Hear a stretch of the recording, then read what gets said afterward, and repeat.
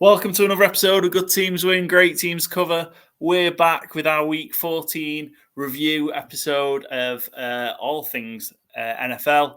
It was a wild week, a crazy week. Lots of underdogs winning, lots of great stories, and we're going to break it all down. We're going to preview a couple of the big games, review a couple of big games, Cowboys, Eagles, Bills, Chiefs, and then we'll go in and have a look at how our competitions went over the course of Week 14. Our best bets, see how we did there. Looked towards the Fantasy Gameday winning lineup, break that down, go for our winners and losers, and then we'll take a sneak peek at Thursday Night Football. Joining me as always, we're back to the three-person booth. Byron and Joe, welcome. How are you both doing? How was your Week 14? Yeah, grand, yeah. Cowboys win, Eagles lose. What more could you ask for?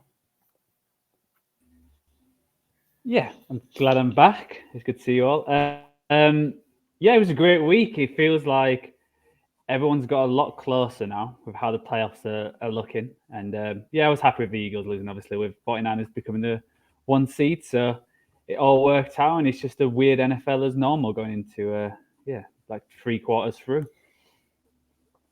Expect the unexpected. Joe, fully recovered from your trip to Las Vegas? Just about. Took me a few days. It was a grand old time. Didn't meet Josh Dobbs like you mentioned, and didn't shave the hair, but because he seems like he needs a friend now. How Sunday ended, but no, yeah, it was a great time. But 4 days was enough, so I'll glad to be back. That might have been more entertainment for the people at the Raiders Stadium on Sunday, you shaving your head, than what they had to sit and watch during the game. But we will get to that, sadly. We will touch on that at some point during this episode. But as a reminder, just before we get into everything else, make sure you go give us a follow on our on Spotify, Good Teams and Great Teams Cover, to be notified of new episodes as they drop. Also, give us a follow on YouTube, Instagram, X, Twitter, and TikTok at GTW_GTC to keep up to date with all our post episode drops, bets, Charlie picks. He had a rest this week. And yeah, everything else that comes with it. And who knows, you might make yourself a few quid, because we've certainly got at least one man in form at the minute on the betting front. And we'll get into that later on as well. But let's start with the biggest game of the week. It was Cowboys Eagles on Sunday Night Football. And all of a sudden, the NFC East and the NFC number 1 seed has been blown wide open. The Eagles dropped second game in a row after pummeling at the hands of the 49ers last week. And it was pretty similar as the Cowboys strolled to a 33-13 win over the Eagles. Pretty dominant performance for the Cowboys. They were 3.5-point favourites, won by 20. I mean, Joe, we'll start with you before me and Byron celebrate gladly that we're going to win the Super Bowl now. What did you make of it, having obviously had played the Niners, having played the Eagles the week before? Yeah, it wasn't what I was expecting, but I wasn't surprised at the same time. I think we've seen from the Eagles, like we said against the 49ers, that they can be got at. So I wasn't surprised at the Cowboys offense, because they've probably been the best over the last probably 7 weeks. And it felt like, okay, this is a real test. But like I said, how the week before went, it was like, okay, if the Cowboys don't score enough points and don't throw on them, it's like, oh, are they actually up to scratch? So I think they hit off, especially at the beginning of the first half. You can't complain whatsoever. I think the biggest thing from this game was how good the Cowboys defense was. I think that was for me, where the game was won and lost, was all the turnovers. And I think it's like I said, I think you can compare how they play against 49ers, like you guys mentioned, like the first 2 drives where they only could kick field goals. That changed how the game went. I feel similar to how the Eagles, where they managed to get into the Cowboys half, but then just gave the ball away with Hurts and then Brown in the first half and Smith later on. So yeah, it's one of the things where I feel differently with Cowboys, where now they've stepped up in a big game. Can they continue that? Obviously, that's we'll find out going forward, because I think they've got their hardest run coming up now. I think the Eagles have obviously finished their gauntlet of fixtures. But yeah, the Philadelphia can get going. How the Giants played, on last night and a few other teams. It's like, oh, are they guaranteed to win the next 4? Because I think they still get the NFC East if they win the rest of their games, which I'm guessing is to do with tiebreakers within the division itself. But no, it's all thumbs up with Dallas. Eagles, I'm still on the fence where I still can see them win the next 4 games against the Super Bowl. I don't think they're completely out, but I don't think they're the juggernaut they were last year. Yeah, maybe downgrade a bit. So yeah, if the Eagles win out, it'll be that week 3 loss against the Cardinals that'll screw the Cowboys. Because it'll be the versus similar opponents or versus the NFC. I think, but ultimately that's the thing because they'll have the same record against the division because they'll both be 5-1. And the Eagles have the Cardinals to play. So sorry, that would be the tiebreaker, wouldn't it? The fact that similar opponents, or same opponents. Sorry. So which would be a rancid way to lose the division, really. Cowboys need some help still. Could be from Tommy DeVito. It could be from the Seahawks this week because they've played super decent games back to back, even though they've lost. So who knows? But I think it will go down to the wire and be a great race to the NFC East. It has put the Niners in pole position for the number 1 seed as they're on the tie. You've got the tiebreaker over the Eagles and the Cowboys. So but makes it interesting the rest of the way. I think your point on the Cowboys defense in particular, I know it probably doesn't look great from a stats perspective, but I thought Stephen Gilmore was immense. He went one-on-one with AJ Brown pretty much all night. AJ Brown did go 9 receptions for 94 yards off 13 targets, but Gilmore single coverage, that's fine. Yeah. And a fumble. Yes, and the huge play, which was the forced fumble. And talk about the turnovers. I think they were definitely, I know that it's the word to describe the same thing, but these were takeaways from Dallas. I thought, especially the Gilmore one, the Bell it wasn't one. Mishandling. Yeah, they've gone in and punched, the Devonta Smith one from Blake Bell and the Gilmore one especially, just got in there, punched that ball out. And yes, Eagles probably should be taking better care of it, but it's not as if there were, it wasn't bad. I wouldn't say it was bad ball security, but I think there were more takeaways from Dallas. They just wanted it more. And we talked a little bit earlier in the season around how the Eagles did sort of have these fumbles, yet just seem to find a way to fall on them. Well, that turnover luck is evening itself out now, and they're not getting the bounce of the ball like they may have done earlier in the season, and it's costing them, and Dallas punished them. Byron, from your perspective, what's your view on, I suppose, first Cowboys performance, and then where does it leave Philadelphia? It feels like it's continuation of the 49ers conversation from last week, in sense of the Eagles, certainly. They're obviously vulnerable. They have going to Seattle next week.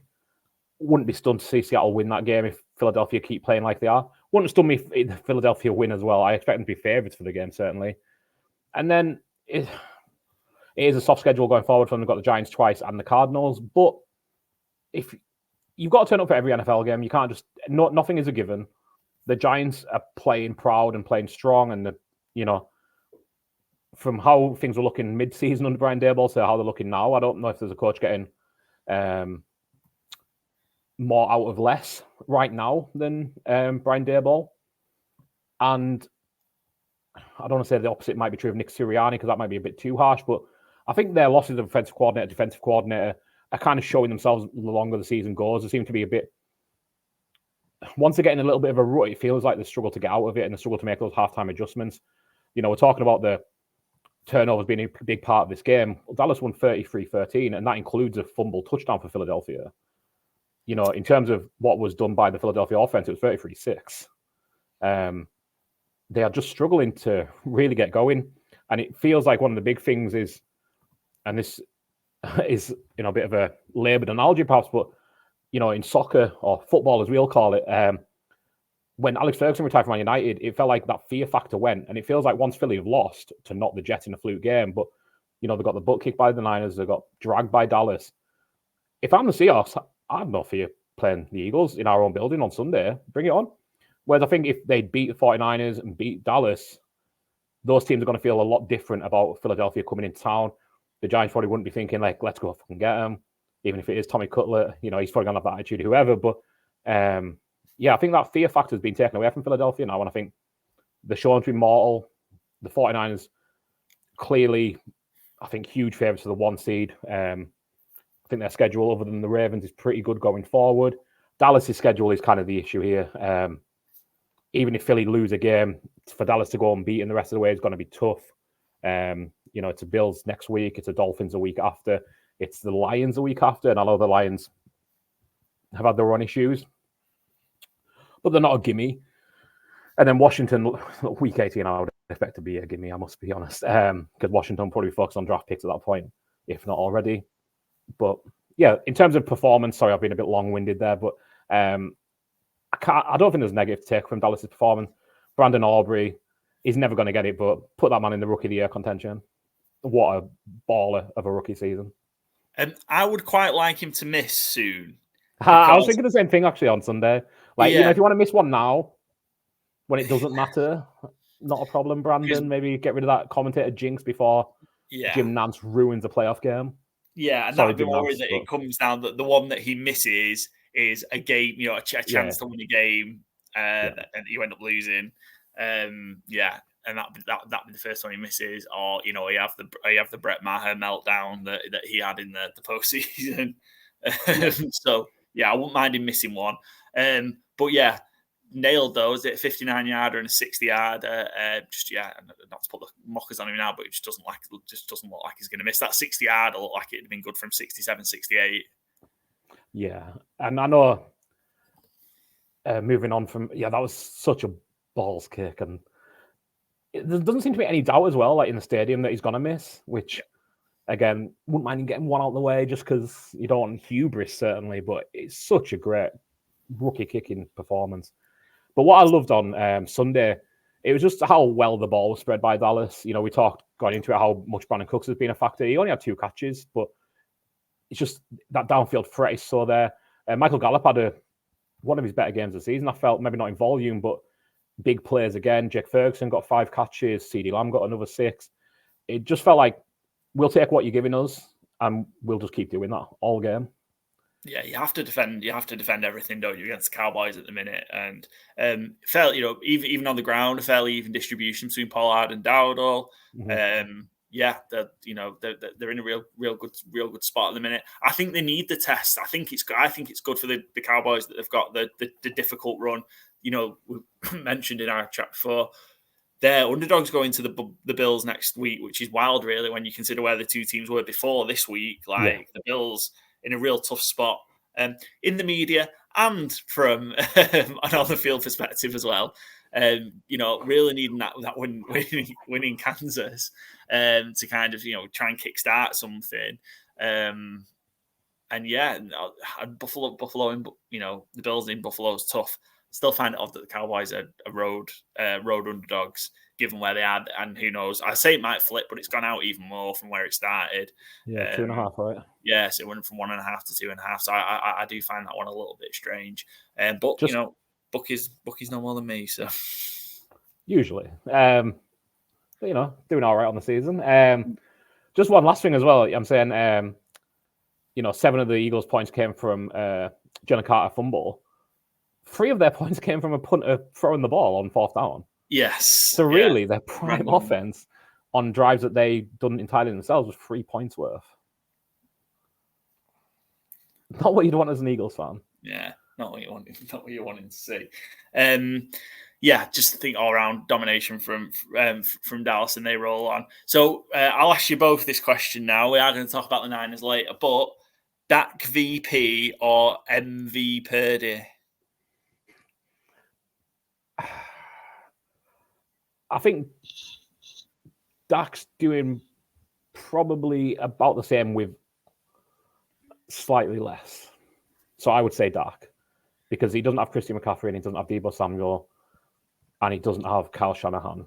He doesn't have nothing, obviously. Shout out Mike McCarthy quickly. 5 days after appendicitis. He had his appendix removed, right? That was what he had. Yep. Acute appendicitis. Yeah. Mm-hmm. Very ballsy. Called a great game. So, shout out Mike McCarthy for that. Because I don't usually have a lot of good things to say about him. So, shout out for that. Sorry. No, Joe, I've been negative on him a lot. Yeah. It's certainly not to denigrate Brock Purdy, but I think those should probably be the 2 shortest in the market right now. I think they will be. Dak, I think, is favourite. I think Purdy's right behind him. Both kind of like Dak's a 4th-round pick who's been shit on a lot of his career, let's be blunt. Brock Purdy was Mr. Irrelevant 18 months ago. Both, worthy winners, I think, at this point, and both, like, really, I don't say romantic winners, but, like, you'd cheer for both of them. Like I say, I would give it to Dak because I think he's just doing around the same with a little less.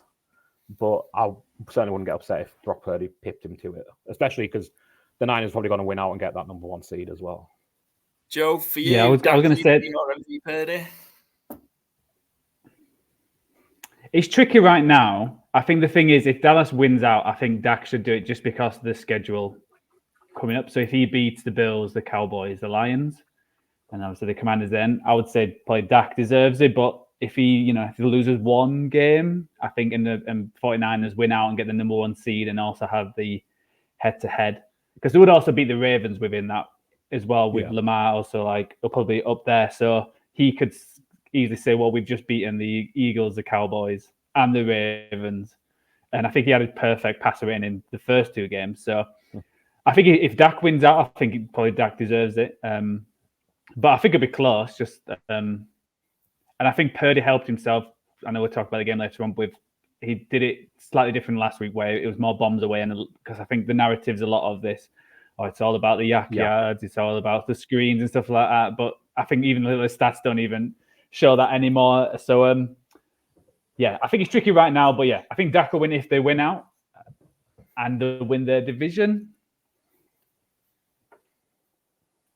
I'm just trying to think, even if they don't win it's tricky because even if they win out and the Eagles win the division and 49ers number 1 seed, they're still going to give Dak. I think they should do, but I think it's tough to give lose one because I think all these games coming up are going to be. Yeah, no, I agree with that. And I also think these games are going to be televised. They're going to be like massive games the next 3. I know the Cowboys are normally. So if he plays well the next 3 games, because I think a lot of the games prior to probably the Eagles and Seahawks, they were against less opposition. So packed his stats there. So if he does it against these next 3 teams, I think, he deserves it. Fair. Cool. Where are you, Paul? Are you MV Purdy or what was the other one? Dak VP? Was that Dak. Dak VP or MV Purdy. I'm going to throw, I think, I'm slightly controversial actually.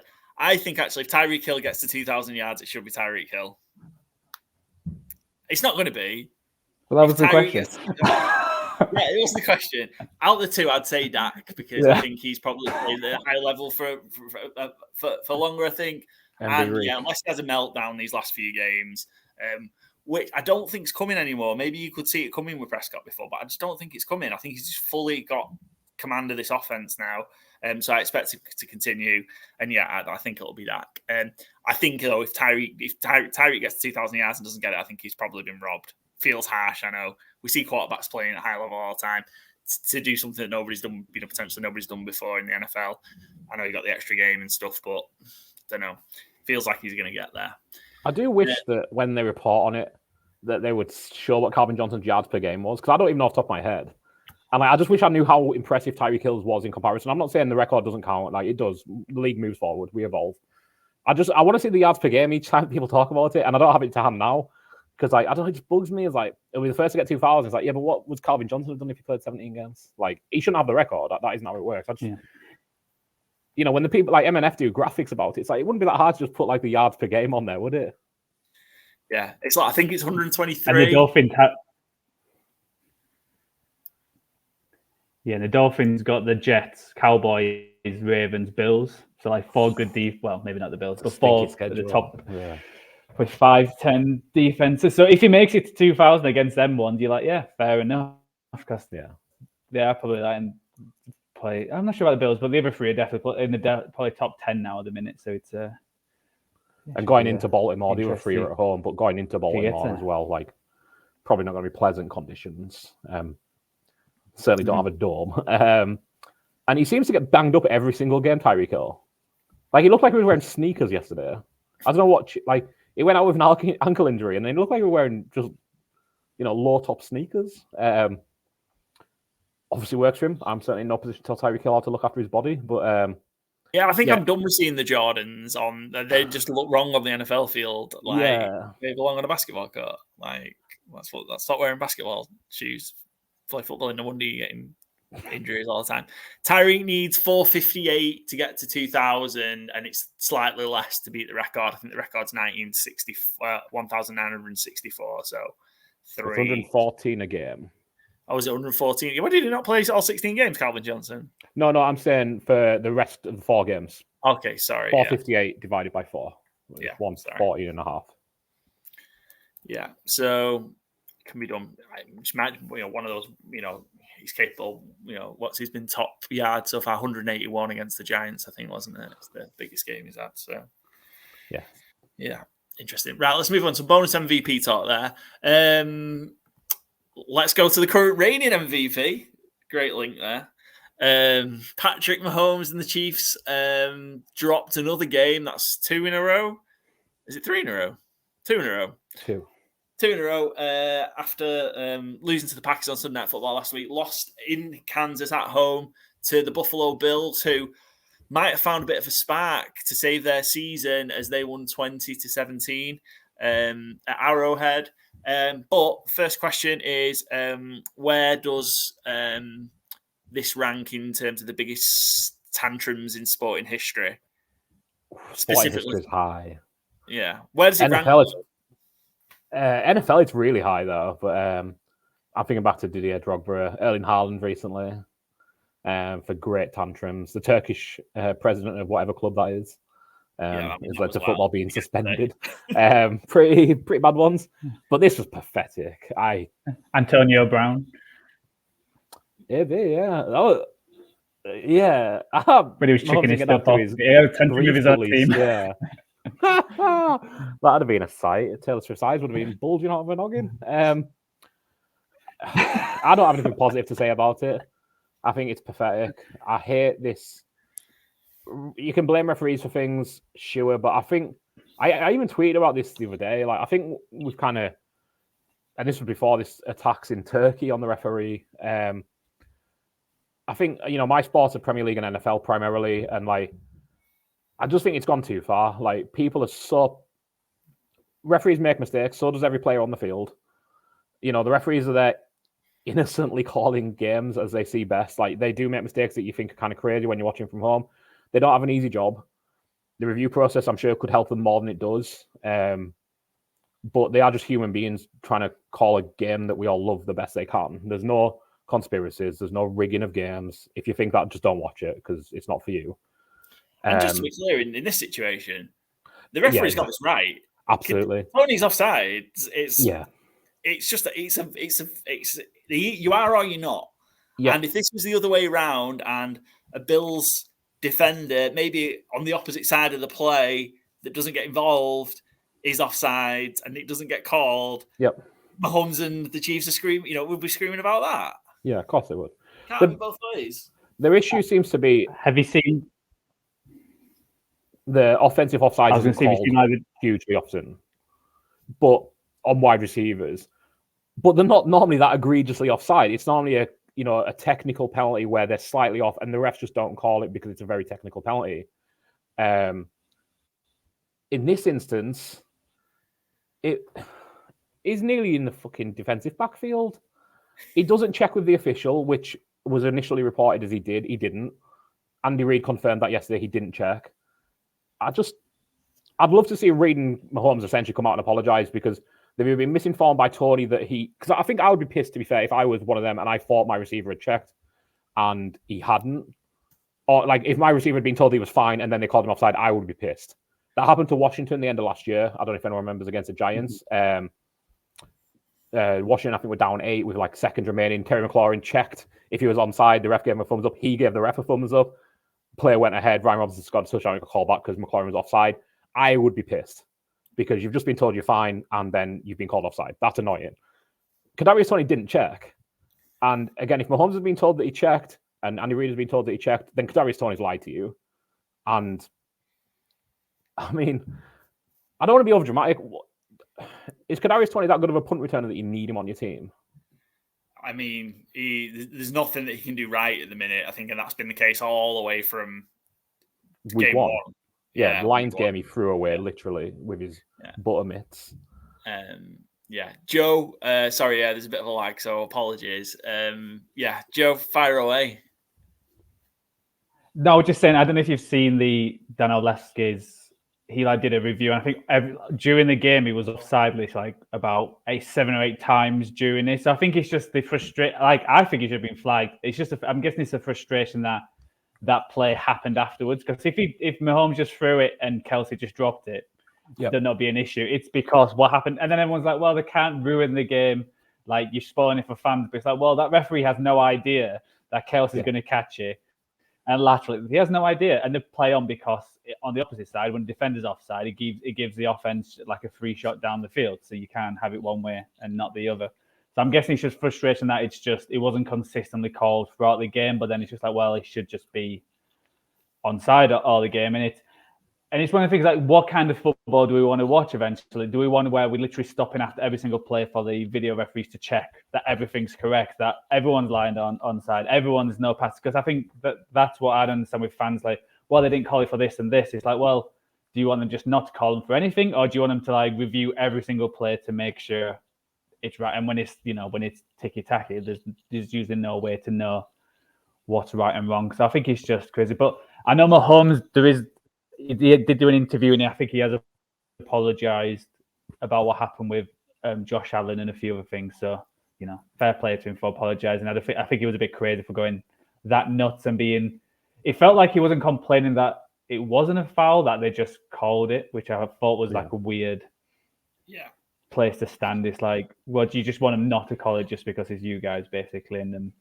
I understand that if he did that last week against Green Bay, I'd have been fair enough, because that was a crazy defensive pass interference. But obviously, he got a nice flag the play before, so it just swings and roundabouts, and they've just got accepted. But I just think that didn't cost the Chiefs, because again, they had 3 plays after that, and they didn't do anything. And even if they scored the touchdown, it would have given Buffalo a minute and 20 seconds to get a touchdown. So how do we not know that they wouldn't come back and score? So I think it's a bit crazy when people say, it cost them the game. Well, it didn't technically, because they had other chances to actually win it. And it's just how the Chiefs been this year. I don't think no one's scared of them anymore. And especially when they've gone 3-3 at home, it's not as a scary proposition of going to Arrowhead. And it doesn't look like anyone's going to have to go to Arrowhead in the playoffs the way it's going. We're going to say that. Yeah, well. I can see them being the number 1 seed somehow. Just how things have started to fall into place, and some of the schedules coming up. Their schedule gets a lot softer now. They've had the Bills, Green Bay, the Raiders, Eagles, Dolphins. Their last few games. Coming up, they've got the Pats, Raiders, Jake Browning, Eastern Stick. Yeah, and the Ravens have got the Dolphins and 49ers. So, dropping 2 games there. It just feels like it's that they feel like the new Patriots, where they somehow play rubbish throughout the season but get the number 1 seed. I hope now they can say it's us against the world. Exactly. They won't even let us have our cool plays. And I just wanted to kind of add to that as well. The thing it was a great play, shouldn't take it off the board. Can we ask Bills fans how they feel? Because I'm pretty sure they would be happy seeing it off the board. Yeah. It's not just... it just cracks me up. Every play is good and bad for one team or the other. There's no neutrally good plays. Everybody, there's a good and a bad to each side of it. Reason why I sort of mentioned that point about Chiefs potentially there might not be a playoff games at Arrowhead. All of a sudden, I know the schedule softer and they're going to play 4 backup quarterbacks. The Denver Broncos are 1 game behind them. Yeah. And nobody's been as close to the Chiefs at this late in the season in the division since Mahomes' first year. They've ran away with that division year after year after year. All of a sudden, the Broncos, who've been pretty hot, what have they won? 6 of the last 7. I'm not saying they will, but there's just a bit of pressure there. And is there some way? Because this Chiefs offense is woeful. Yeah, it's really... Which is wild when we're talking about Patrick Mahomes, Travis Kelce. Pacheco, not having Pacheco was really... And I think it showed it. I know Edwards-Helaire in or whatever. They couldn't really run the ball. No. And outside of Kelsey, Rashee Rice had a relatively good game, but they need somebody else out of that core to step up, and they're not, because they're all rubbish. I know rubbish, those wide receivers. Yeah, the Broncos schedule isn't much more difficult. They're at the Lions on Saturday. Lions ain't, anybody's top team at this point. They've got Bailey Zappi, they've got Easton Stick, and they've got Aiden O'Connell. It's pretty similar, right? Yeah. Yeah, there's a lot of similarity there, yeah. So, if the Broncos win on Saturday, beat the Lions in Detroit, not out of the question, the way the Lions have been playing the last few weeks, Chiefs just need one loss. And again, I'd favour them in all of those games, but yeah, it wouldn't be crazy for them to lose one of them. Of course it wouldn't, the way they're playing. That defense isn't. So I suppose kind of earlier in the season, they were getting away with kind of the problems they were having on offense, trying to still work it out. But the defense isn't playing to anywhere near the level it was before. And it's probably, unrealistic to say that defense was going to continue to play to that high level. I think it was playing above its capabilities. But yeah, now sort of defensively they're starting to look weak, and teams taking advantage of it. And obviously the Bills did slow down, but the Bills looked like they were going to kill them early on. The Mahomes' hill that he picked, I'm glad he's apologised for some stuff. The hill that he chose to die on was, many, but he has no impact on the play. The guy that was offside scores the touchdown. What? Yeah, I don't think there's much else you can say to it. It's a ridiculous overreaction. It feels like they've maybe realised that themselves out as a cold light of day now. It was like 3 or 4 stages of it, though. Like, it was the moment of the call on the sideline where people were having to hold him back. Yeah. The disrespect he showed to Josh Allen in the press conference after. I think this is, maybe it's a little bit below you cannot be serious McEnroe, but I don't think it's far away. Yeah, and I think kind of in the back of my head for a lot of it as well is like, is this just because he's not allowed to go and fucking smash Kadarius Toney in the face? Like, is that what his real issue is here? But I don't think it really was. I think he was just upset at the officials. I do think that is genuinely it. But like, the more and more I thought about it, it's like, and seeing it again, Kadarius Toney stood like again, kind of holding hands with the DB. Like, how do you not know how far offside your colleague is here? Like, he's a mile off. Like, it looks worse as well because he's on that near side as well. Yeah. Like, it makes it look even worse, doesn't it? Yeah. Right. I know how hilarious it was. Enough about the Chiefs. The Buffalo Bills needed this. They probably could and still can afford to drop one more game because they can still get to 10 wins, and 10 wins will probably be enough. But I felt this one was big after coming so close against Philadelphia. They needed kind of a big win. They've got it. I'm not going to make a Sean McDermott joke. I felt it was probably the wrong thing to do. We're not going to go 9-11 as well. We've had enough Frank Wright jokes. But how big was this for the Bills to get going? And if the Bills can find a way to get in the playoffs, how dangerous can this team be come January? I think it's really important because they've still got the Dolphins and Cowboys to go. So they've got to beat at least one of them 2 teams to get in, but maybe even both. I know you said that they've got the same record as quite a lot, but they seem to be the bottom of all them 7-6 teams due to tiebreakers. I don't know how it'll work out, with the 4 remaining games. It's all too confusing right now. But right now, I feel like they're still either the 12th or like the 10th, something like that. They're 11th in the minute, yeah. Yeah, there you go, right in the middle. So they still got to beat, and I would love them to get into the playoffs just because a lot of the teams above them, I'm like, do I really want to see them in the first wildcard game? I think if they get into the playoffs, they could be one of them who could knock off a home team because I think they've still got Josh Allen. A lot of the teams above them, probably except Houston, have actually got like most of them has got a good to okay quarterback. So I think Buffalo could be, one of them teams that no one really wants, where you get the second seed and then you're like, oh shit, we've got Buffalo coming in. It's not really an advantage, and it might be one of them weird things where actually losing on the last week means you avoid, some of the top teams and you get someone instead of like Pittsburgh, which I think most people would be happy to get. So yeah, hugely important. I think they've got to win. Yeah, they've got to beat. I think they'll be the Patriots. Well, you never know because they lost them last time. But they've got to beat the Dolphins, and I think that Dallas game is hugely important because I think if they lose that and a few teams win it, it puts a bit of a downer. So I think they've got to continue that momentum. That Eagles game is looking more and more like they should. If they'd beaten them, they would have been set up so well right now. And it's just it was a terrible loss to take. But yeah, I'm hoping they get in just for the entertainment value. If they win out and get to 11-6, which would include them having to sweep the Dolphins, I think they'll win the division. It's not impossible. So could do. Dolphins, we've got obviously the Jets, but Cowboys, Ravens, Bills to finish off. Yeah. And the Dolphins haven't beat a good team yet and lost to a very bad team last night in ridiculous circumstances. Yeah. That Week 18 game, that could be your Sunday night game because that could be for the AFC East. And the Bills beat them by 28. Yeah. And where those both these teams are now, give me Josh Allen and the Bills again. And I think that's the one thing. I hated how they lost to the Eagles because they had 20 seconds on the clock and just kneeled out at the end of the game and then lost in overtime. But generally, I will say, it's like the Bills have got that fight of United 93, United Airlines Flight 93, not Manchester United. They will go down with that plane in this instance. They're going to go down scrapping. They're going to go down fighting. They're not going to just roll over and die.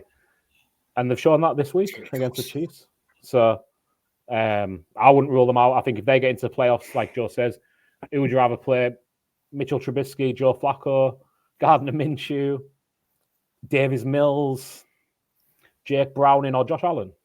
I think this is the week we get cancelled. So we didn't get cancelled over Nazi jokes, but that's a great homage to some American heroes. Absolutely. I will not tolerate this. The Bills are a fighting team, and they will go. I would say with the Bills though, if Tony lined up 2 inches further backwards, then we'd be talking about how the Bills lost another game here. It feels like they didn't win that. I was just luck that Tony did that and that the referee flagged it. Because again, the ref could have just not flagged it and would have been here what an amazing play. The Bills have managed to lose another way. So I understand you're saying they've got that fighting spirit, but it feels like they rode the luck this time. So if they keep losing games like that going forward, they're not going to make the playoffs. Yeah. And I mean that the win percentage chart was basically Bills, a little bit of Chiefs, and then Bills. It would have been a classic throwaway if they had thrown it away, but yeah, like you said, they are literally 18 inches of Kadarius Toney that cost them the game essentially, or gave them the win, should I say, for the Bills. I don't think his foot's that big. Well, I was trying to think how far he moved his foot forward rather than how big his foot was. Anyway, he's probably about a foot and a half further than he should have been. Bills got 7-6. Chiefs dropped to 8-5. Yeah, there's no way. One of you guys mentioned it before. There's absolutely no way the Chiefs are going to get the number one seed. And the Ravens win 3 games, and the Chiefs can't catch them, right? Yeah, but the Ravens have to win 3 games. They have a tough schedule. They've got the 49ers. They've got the Jags. They've got the Dolphins, and they've got the Steelers. 12-5 isn't getting you that number 1 seed. Somebody's got to get the number 1 seed. Yeah, somebody is, but 12 wins isn't going to do it. Fair enough. I'm telling you. Right, let's move on. I could keep carrying on talking about Patrick Mahomes being a little bitch, but let's move on. Let's have a look at our FourFold challenge. Let's get into that. This is definitely the week we're getting cancelled. Let's have a look into that.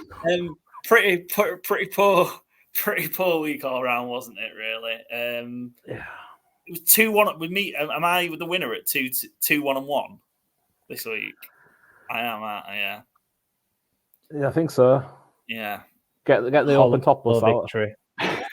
Hollow victory. But I've not actually caught anyone up, have I? I've caught a game up on you, Joe. Which is, nothing at this point.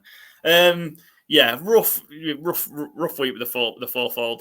And again, this is we'll talk through. Let's start with Colts, Bengals. I keep picking these games that end up flipping, which is really annoying. So the Colts were -1 when we recorded our episode. I think they were +2 by the time it started. Obviously, I would never have taken them in that situation. But Jake Browning is for real. That's back-to-back performances. After his show out on Monday Night Football, he was pretty good again. He was 18 for 24, 275. So the numbers weren't as gaudy, but pretty efficient showing from Jake Browning. The Bengals are over 500 again. Yeah, very impressive. I thought Jake Browning once again.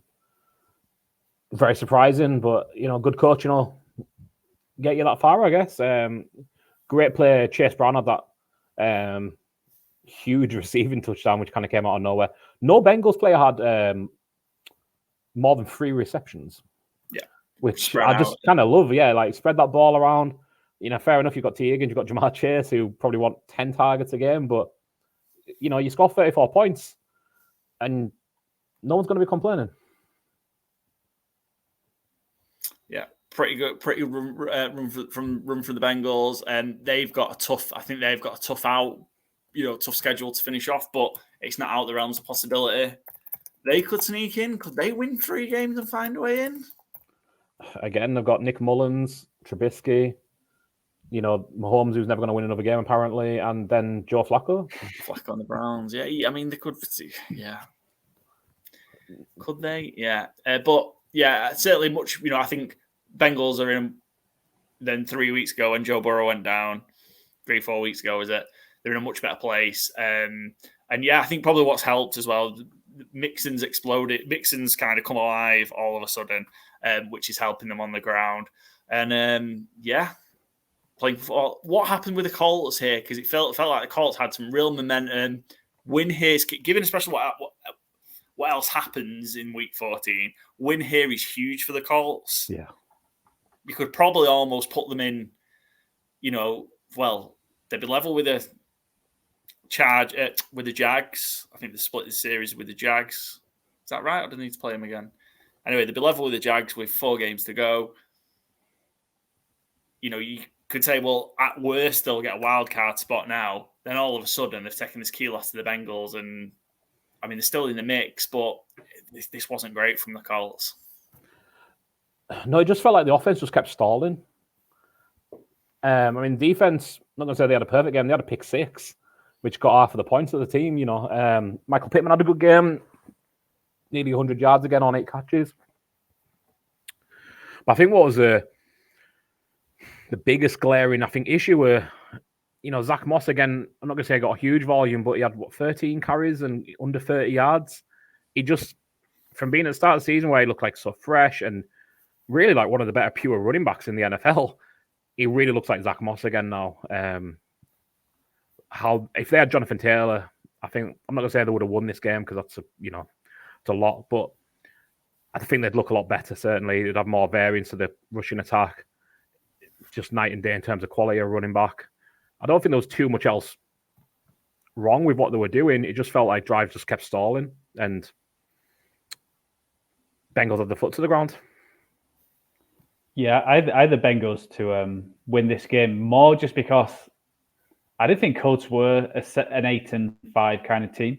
It just feels like it's all them teams on 6 teams on 7-6. They all feel 7-6, maybe some 6-7. I expected them to come back to the pack, and I was hoping Bengals would win. So it keeps them entertaining. We've got pretty tight AFC where it feels like there's not a high top class team. Probably the Ravens, but compared to the NFC, I feel like there's a lot of there's still 11 teams above 500, but it doesn't feel like that good of a division how we thought coming into the season. So I'd expected the Bengals to win just because I was just waiting for the Colts to fall back a bit. And obviously they've got Pittsburgh next week, who are also on 7-6, so that's a huge game. So it makes things more interesting that there's literally, probably except the Ravens, there's 10 teams who could finish anywhere from winning the division to getting the playoffs to obviously not getting it all. It's definitely a tight year and makes things interesting with how this week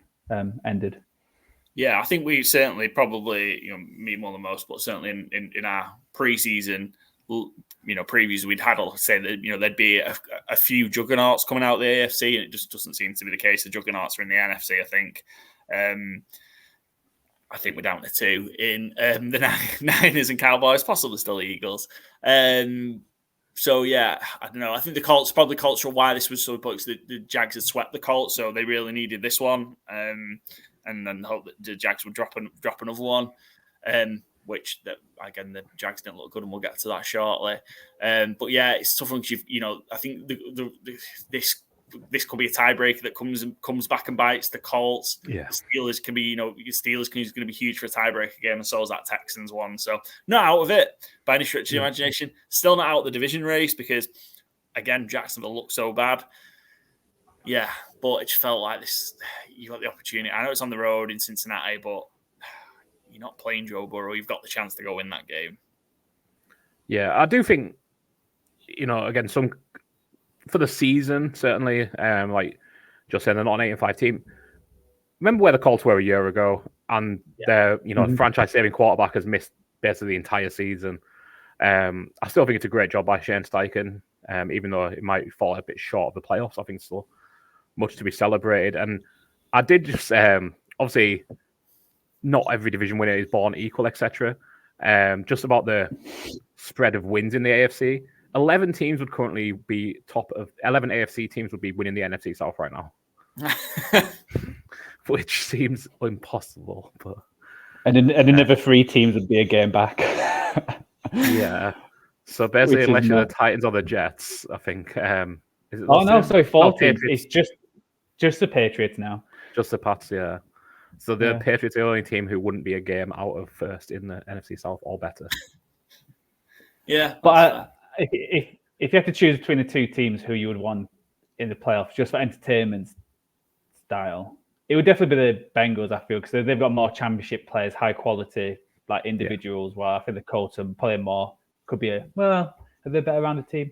Possibly, but I think the Bengals it was good. I'm glad they did that. So yeah, there's some of them teams who are there. It's like, do not want to see in the playoffs. There's 1 or 2 which I'm like, I hope they do, but they just keep. It feels like no one wants a playoffs or division title this year. It feels like, especially in like some of these divisions, like like you said, the AFC South, Jags lose, it helps everyone else, and no one just takes advantage. It's Look, I mean, the Titans tried. Titans tried to take advantage, but the other team's not. Let's roll on then. Let's go to Monday Night Football.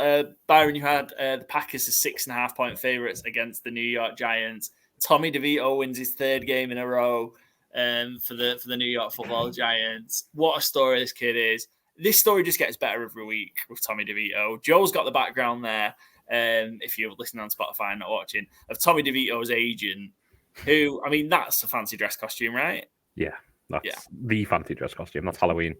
Yeah. Hopefully we still remember Tommy DeVito by Halloween 2024. Yeah. I just love this kid. He's brilliant. I tweeted out last night, like, I don't think there's anybody having a better, cooler NFL season than Tommy and his family. Like, they are living every moment of it, and rightly fucking so. Tyson Bagent had his moment earlier in the season, but Tommy DeVito's gone 3 wins in a row. Yeah, I didn't. On a team that looked moribund, on a team that looked dead, on a team that's paying the quarterback $40 million. On a team that we'd all wrote off and wondered if Brian Daboll was going to get sacked at the end of this year, me included. I think I was the one who probably suggested it on this show because the Giants look so dead in the water and he's lost the locker room. And Washington, not a great team by any measure. Patriots, okay, a bit of a joke team, whatever you want to say. The Packers are chasing the playoffs. The Packers have been one of the best teams in the NFL the last 5 weeks. And that wasn't some, unfair victory. The Giants went out and beat them. It wasn't, a freak 2 touchdowns at the end of the game. It wasn't a weird strip fumble on Jordan Love kneeling the game out. It was a fully deserved victory in not tough environment in Green Bay, but like against a tough opponent on national TV. I can't say enough good things. Yeah. I didn't think we were going to see a cooler NFL quarterback dad this season after we saw Tyson Bagent's arm wrestling father Travis. But I think we're having Tommy DeVito's dad, and I don't know what his name is. I forgot what it is. But just Giuseppe, everything probably? around. Sorry? Giuseppe, I think. No. Don DeVito. Luca? Right, let's not do this. But yeah, there's just the scenes of him, kissing everyone on the cheek in the stand, and it's just brilliant. It's just absolutely brilliant. The fact that he still lives at home, his mum still does his cooking. It's just brilliant. And yeah. Is that what you call a 20-year-old who lives at home with his parents? Yeah, I hope, whether you want to, I mean, the names he's got. So we've talked Tommy Cutlets, Jersey Juice is one. He's got that Jersey Juice, apparently. The Passing Paisano is another one. It's brilliant. I just love everything about it. And he's actually playing. He's playing really well. Yeah, that's the biggest thing here. Like, it's very much the Gardner Minshew path to relevancy. Make yourself known. Because, if he was just Bill Smith, some nobody who didn't have a personality, we'd forget about him by Halloween, certainly next year. Tommy DeVito, Tommy Cutlets, is going to live in New York Giants infamy for the rest of time. Like, anybody who's lived through this era of 6 weeks of Tommy DeVito, and, he's going to have the rest of the season, obviously, will remember it because he's made it memorable. And his dad is called Tom. Just as an FYI. Not Giuseppe, not Gianluca. His dad is called Tom. There's gonna be kids dressing up as Tommy DeVito next Halloween, like in New Jersey. Yeah, hopefully it rolls on. I think it's causing the Giants a little bit of a problem because the two good. They were in the mix to potentially maybe not go to number one because the Panthers are so bad. Maybe have a shot at Drake Mayer, depending if it's going to be them or the Patriots, because obviously they also played. There's a risk here. If they could, what if they win 6? If they get 6 or 7 wins, they're going to be picking like 11, 12, 13. And I think ultimately, when you've got a player like Tommy DeVito, though, when it comes to a new quarterback, you just got to forget about it. I think that's like 4 weeks in a row now. We've heard that. This isn't me doing it, though. This is the NFL doing it. I'm joining in. Yeah. I don't know. I think if you carry on, you're going to get whacked. I would only say the thing not with whacked. What was you saying? I would say saying with the Giants, though, I think everyone else is winning who are pretty terrible record. Have I gone? No, you're still there. Sorry, just the delay is so bad. We've got you.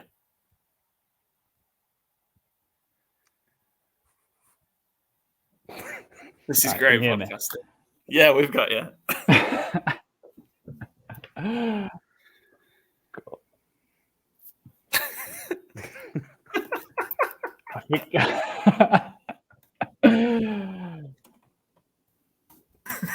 I'll come back.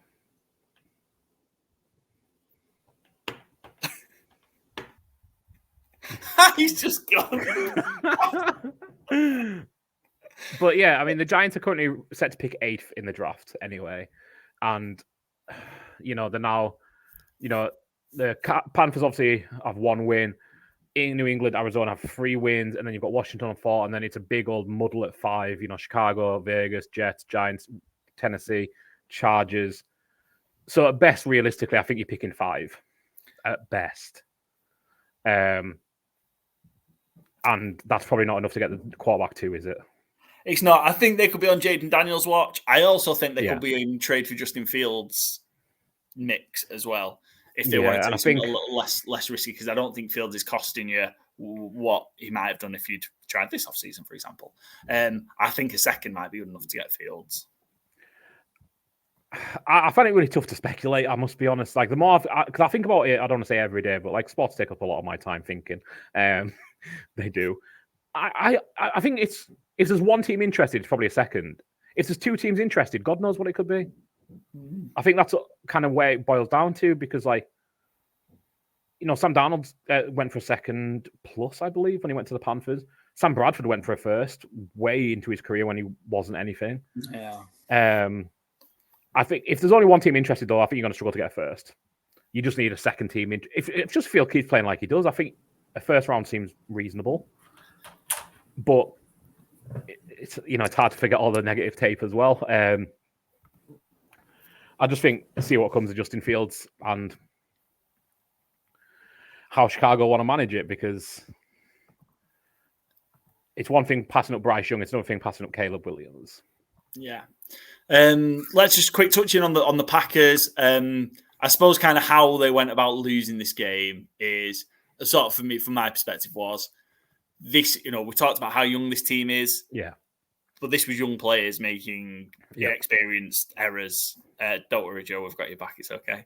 This was young player, and especially like and it was compounding errors. So probably for me, one of the key plays of the game, the muff punt. Yeah. That they recover, but instead of just staying down, trying to get up and forward, trying to forward it, and then getting it, the Giants forcing a fumble, and it's just like, you've made the mistake.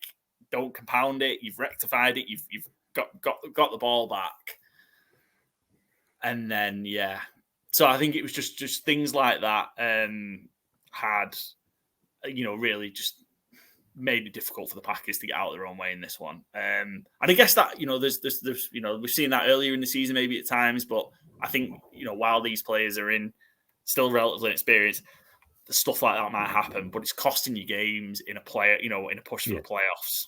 And I think that's where it becomes quite difficult. They, again, probably the same with the Packers. They're going to need to find 3 wins, I think.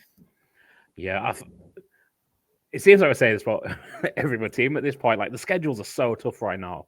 It feels like this, unlike a lot of other NFL seasons, where you take out the Niners, maybe take out the Cowboys, and take out the Ravens, and the rest is kind of like a big shrug as to who you expect to win. Who can you confidently project 3 games out? I don't know, but again, the Packers could win all 4 of those games and finish 10-7 because they've got Tampa, Carolina, Minnesota, Chicago. Yeah, but and they just lost to the Giants yesterday. Yeah, yeah. Do you know what I mean? Like, that's what I mean. Like, who can you confidently project it? And to be fair, I think you said this last week or the week before that I was getting very up on my skis about how well Green Bay were looking, and maybe they'll win the rest of the way out because they look like they can. But they can beat anybody at this point, and they just beat the Chiefs and the Lions. Maybe not in back-to-back weeks, but playing as good a football as any NFC team that isn't the top 3. And then they come, like you say, inexperienced mistakes, young team, and they lose to the Giants. I still think they've probably got enough about them to make the playoffs, but I just find it hard to have any kind of real conviction on so many of these teams right now. And I think the thing is as well is they could have won that division with how Lions are playing. If they'd won on Monday, you're like, oh, and they've got them at like week 18, and they've already beaten them. So it's like, they only have to get 2 games. And like we're saying, the Lions are going downhill fast. So it could have been an interesting week 18. Now 3 games is a bit of a stretch. You're hoping that the Lions have to lose like 2 out of the next 3. So things. I think that could have been the evening game for week 18. So it's just a strange season, strange loss, and it just at least it made the 49ers made the playoffs. So that's the only positive coming out of that. The only team to make the playoffs so far, right? First team, First team in. Let's move on then. We spent a lot of time talking about that. Joe, your favorite, we didn't do very well on the favorites, but all 4 favorite picks failed this week. The Jets, and I think I sort of said Byron in the preview, I loved the Jets here. I thought the Jets could, and loved them at 5.5. Genuinely thought they could win the game outright. Did not see it going as this. Just a quick note on this game. Obviously, it was the first of 2 games that were 0-0 at halftime, the first time since 1980, whatever in the NFL that's happened, very long time. It was 0-0 at halftime, yet this game still hit the over. The other one didn't.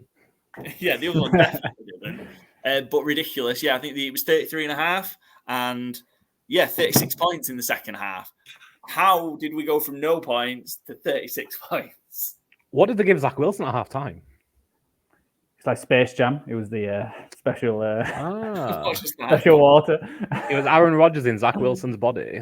Yeah. I haven't seen Space Jam in a while. I presume that's what happened. Zach Wilson went 27 of 36 with 301 yards and 2 touchdowns. After saying he didn't want to play? After allegedly saying he didn't want to play. Yeah, let's not get ourselves cancelled with a Zach Wilson allegation. That'll be what does it. Possibly. I think that I probably for the first time since I just nearly called him Aaron Wilson. Aaron Rodgers went down. They made a forcible effort to get the ball, or a conscious effort to get the ball to Garrett Wilson and get the ball and get the ball in Breece Hall's hands. And look, crazy, isn't it? Yeah, look what happens when you get your,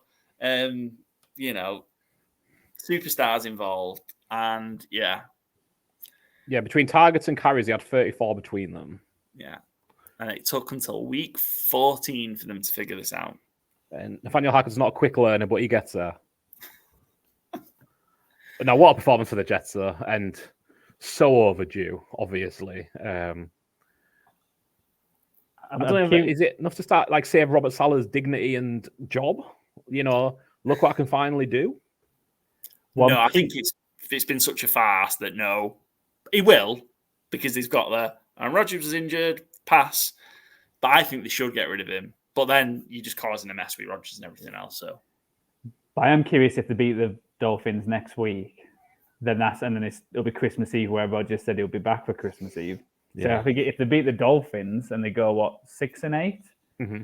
and with how all the other playoff teams are, it's not, 9-8. Could that sneak them in? Could Rodgers come back? So I think it's all about this game this weekend. I think if they get beat by the Dolphins, then that's the season done. But if they beat you don't know, do you? Because he said he would come back, and it feels like a very Rodgers thing to do to then win the last 3 games, and suddenly the Jets are in the playoffs. I mean, I shouted out a couple of weeks ago that if they would have won that Atlanta game and won this game, then I thought Rodgers would be back, and then what would they have been, 6 and 7?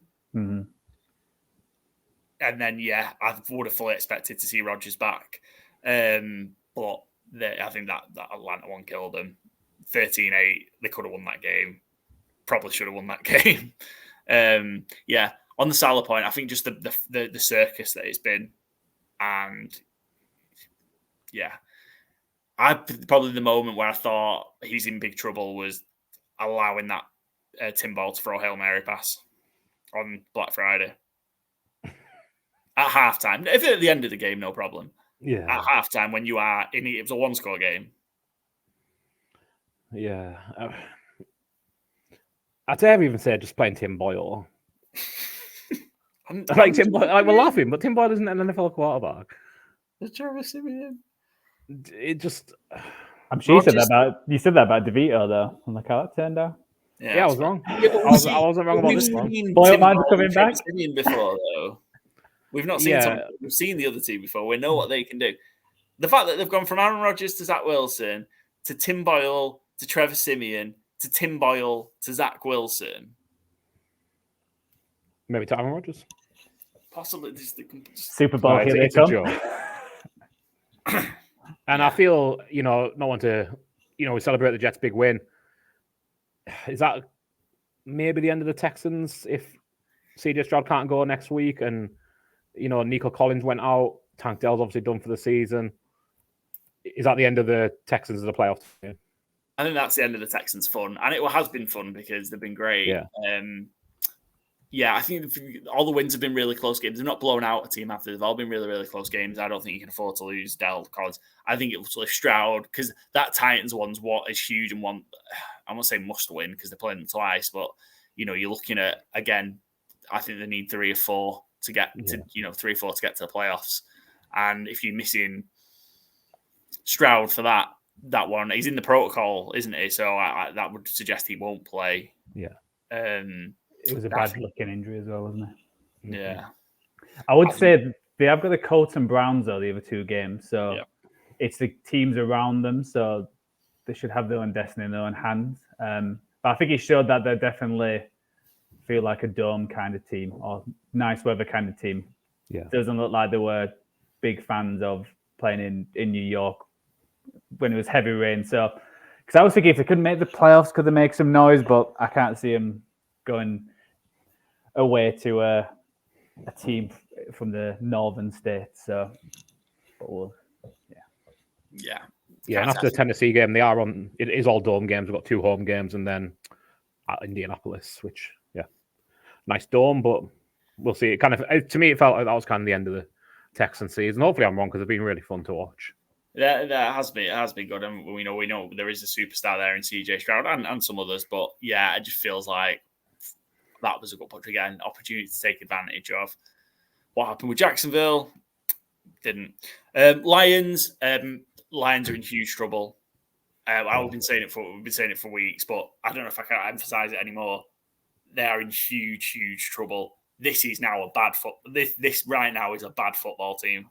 They don't know anything good.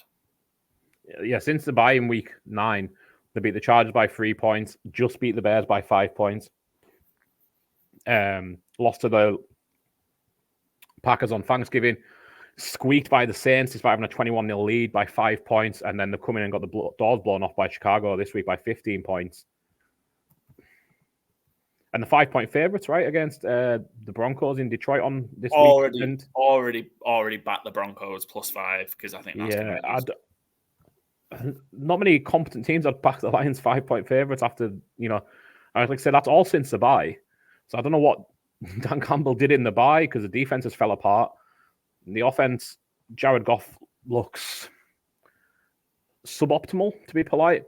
Got a fact here. Since the bye, Goff's QBR under pressure is 0.6, less than 1 out of 100, the worst mark in football.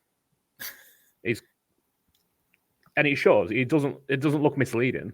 It's combination stuff, but I don't understand because I don't think Jared Goff at any point has been a quarterback where he goes wins you a game. Yeah, I think he manages games pretty well, and that, I don't want to call him a game manager, might be a bit harsh, but you don't put the team on Jared Goff's back.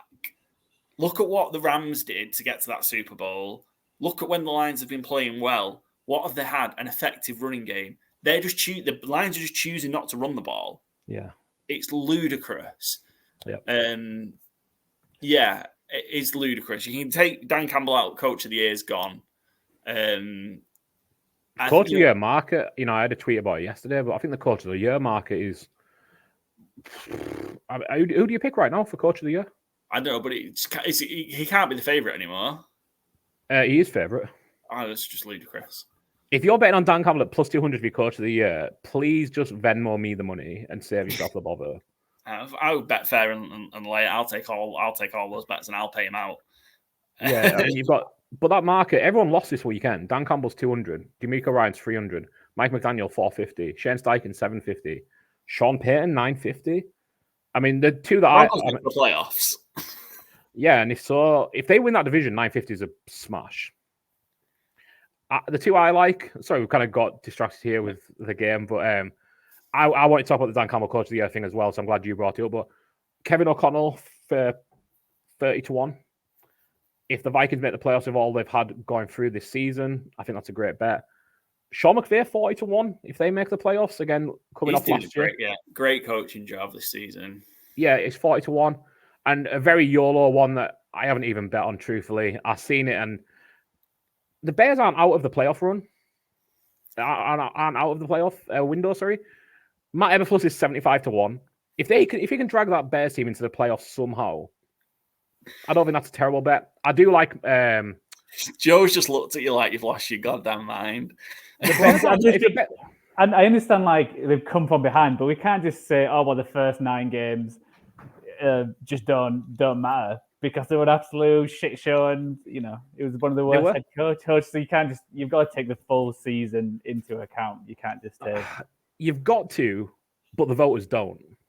I get that, but I feel like the Bears came into this year where people thought, they could be a playoff team. So the fact if they make that's why I still think the Texans are probably the Colts, because there was no expectations for D'Amico Ryan to be this good. Yeah. The team. I think that's why even if they don't make the playoffs, I think the jump they've made is probably worth it. It didn't feel like the Bears have got better than end of last year. I think that's the only thing probably going against them. Yeah, and I mean the Bears were picking number 1 in the draft, not 4 or 5. But if that's, I fully agree. If D'Amico Ryans does make the playoffs or Shane Steichen makes the playoffs, they should be more heavily favored than Matt Eberflus. But Matt Eberflus is 75-1, and they're 3-1 and 4-1. As 7.5-1, sorry, for Shane Steichen. And like I said, I haven't even bet on Matt Eberflus. It just kind of caught my eye that, and this was before the Packers lost even yesterday, but if the Bears win out, and the Bears playing real good football the last few weeks, the defense looks really good since they got Montez Sweat in there, and just scheme-wise, they look really good on defense. I don't think they will make the playoffs, but I don't think it's crazy that they might. So that's why I think it's worth maybe a small little punt at 75-1. I do think O'Connell and McAvey at 30 and 40-1 in this market are good bets, though.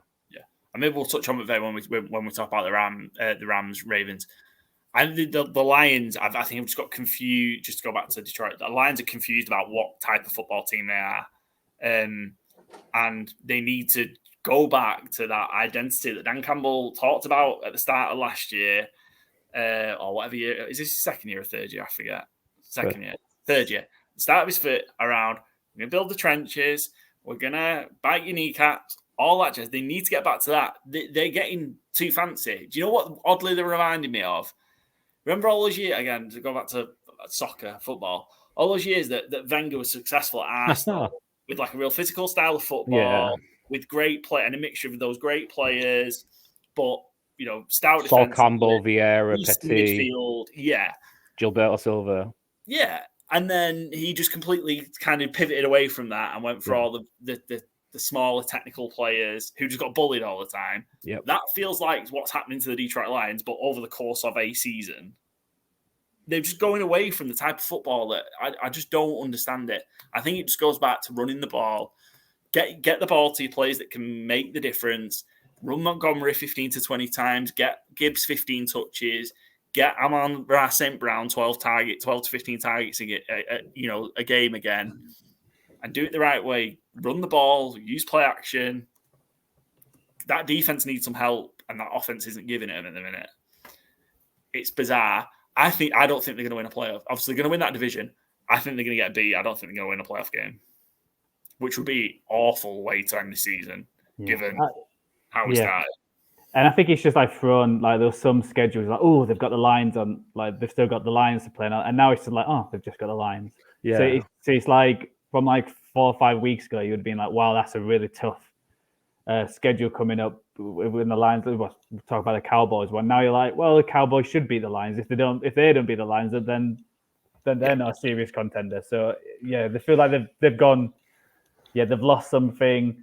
They definitely have to play at home or in a dome, because if they play outside it in any of the grounds, you might as well just call it a day right there, because Goff just doesn't like the weather with his small hands.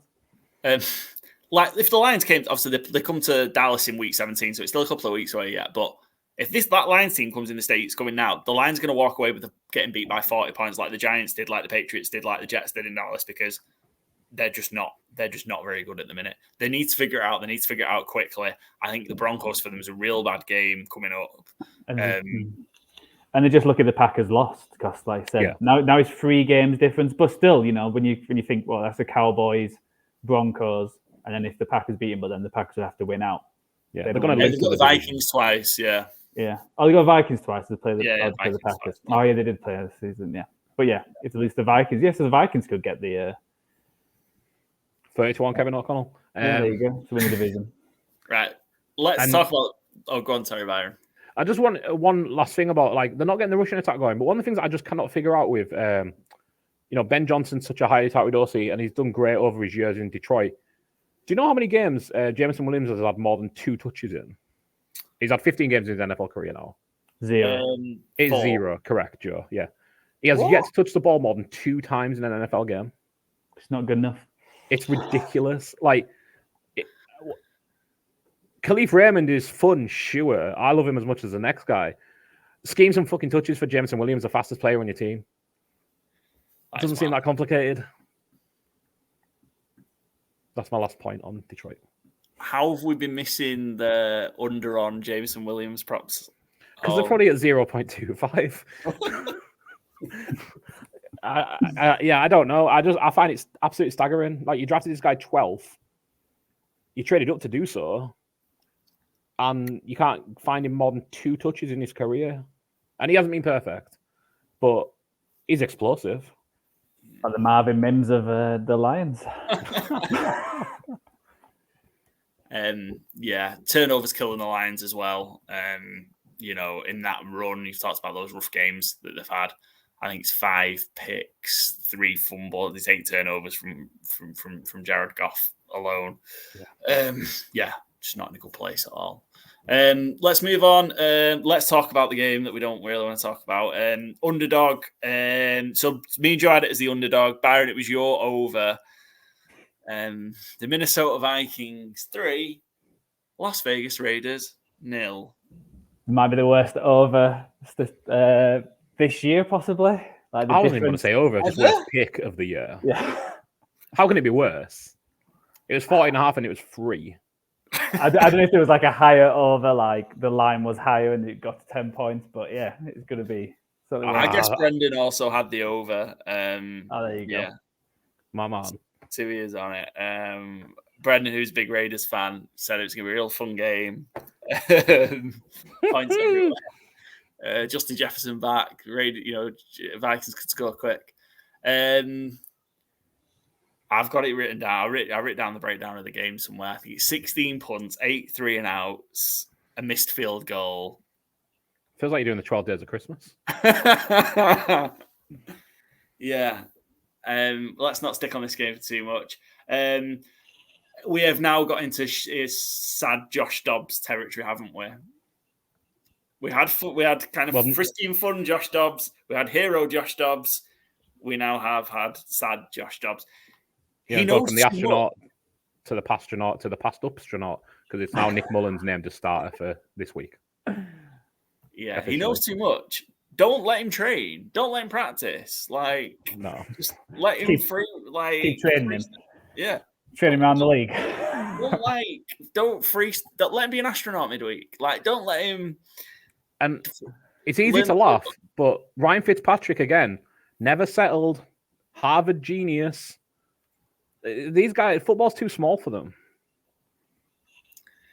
Yeah. They complete it in 1 week, and then it's just like, oh, whatever. YOLO. I'm going to get Justin Jefferson smashed in half, not a problem. Very bad throw that got Justin Jefferson hurt.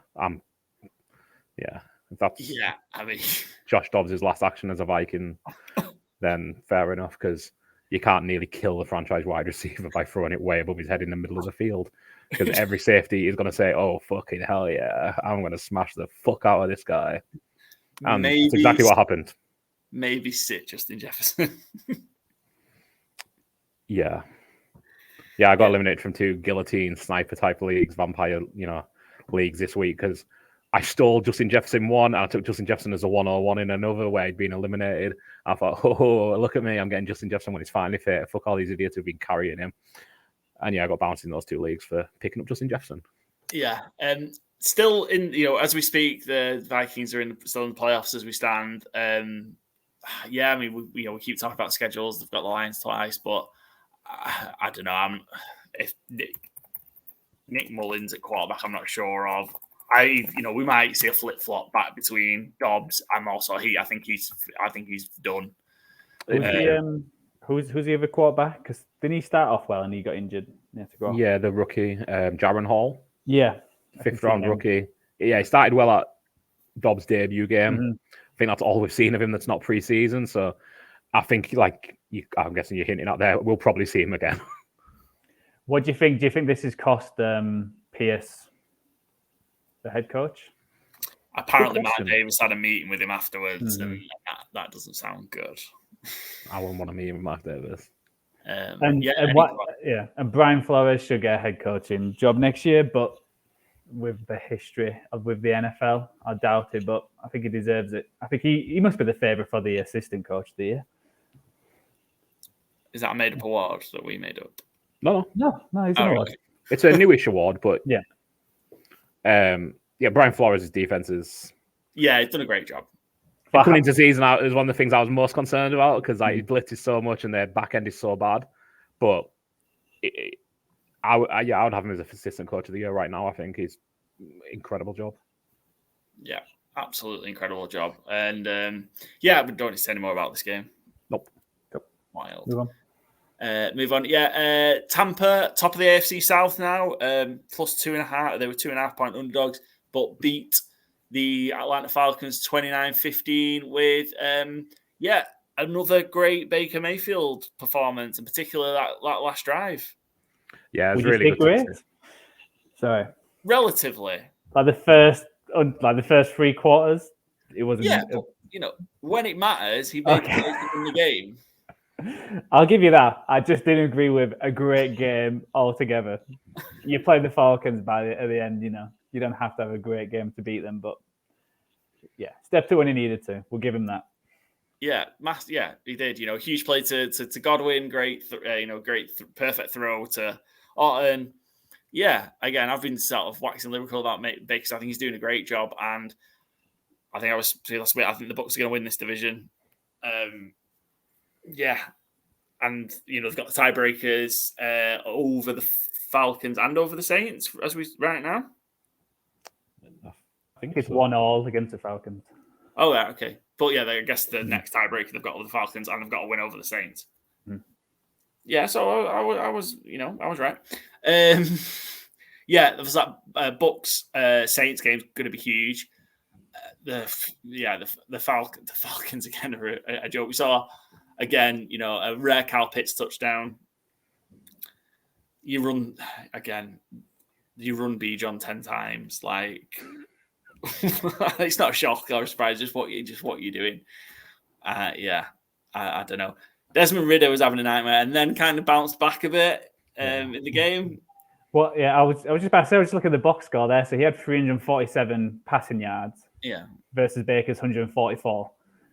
So, if you look at them stats to start with, you would have been, the Falcons would have, won this game comfortably. But I think that, Drake London had more receiving yards than Baker had passing yards. He had 172. He had a huge game. Drake London 172 passing receiving yards. One especially incredible catch as well. It was that miss by Ridder.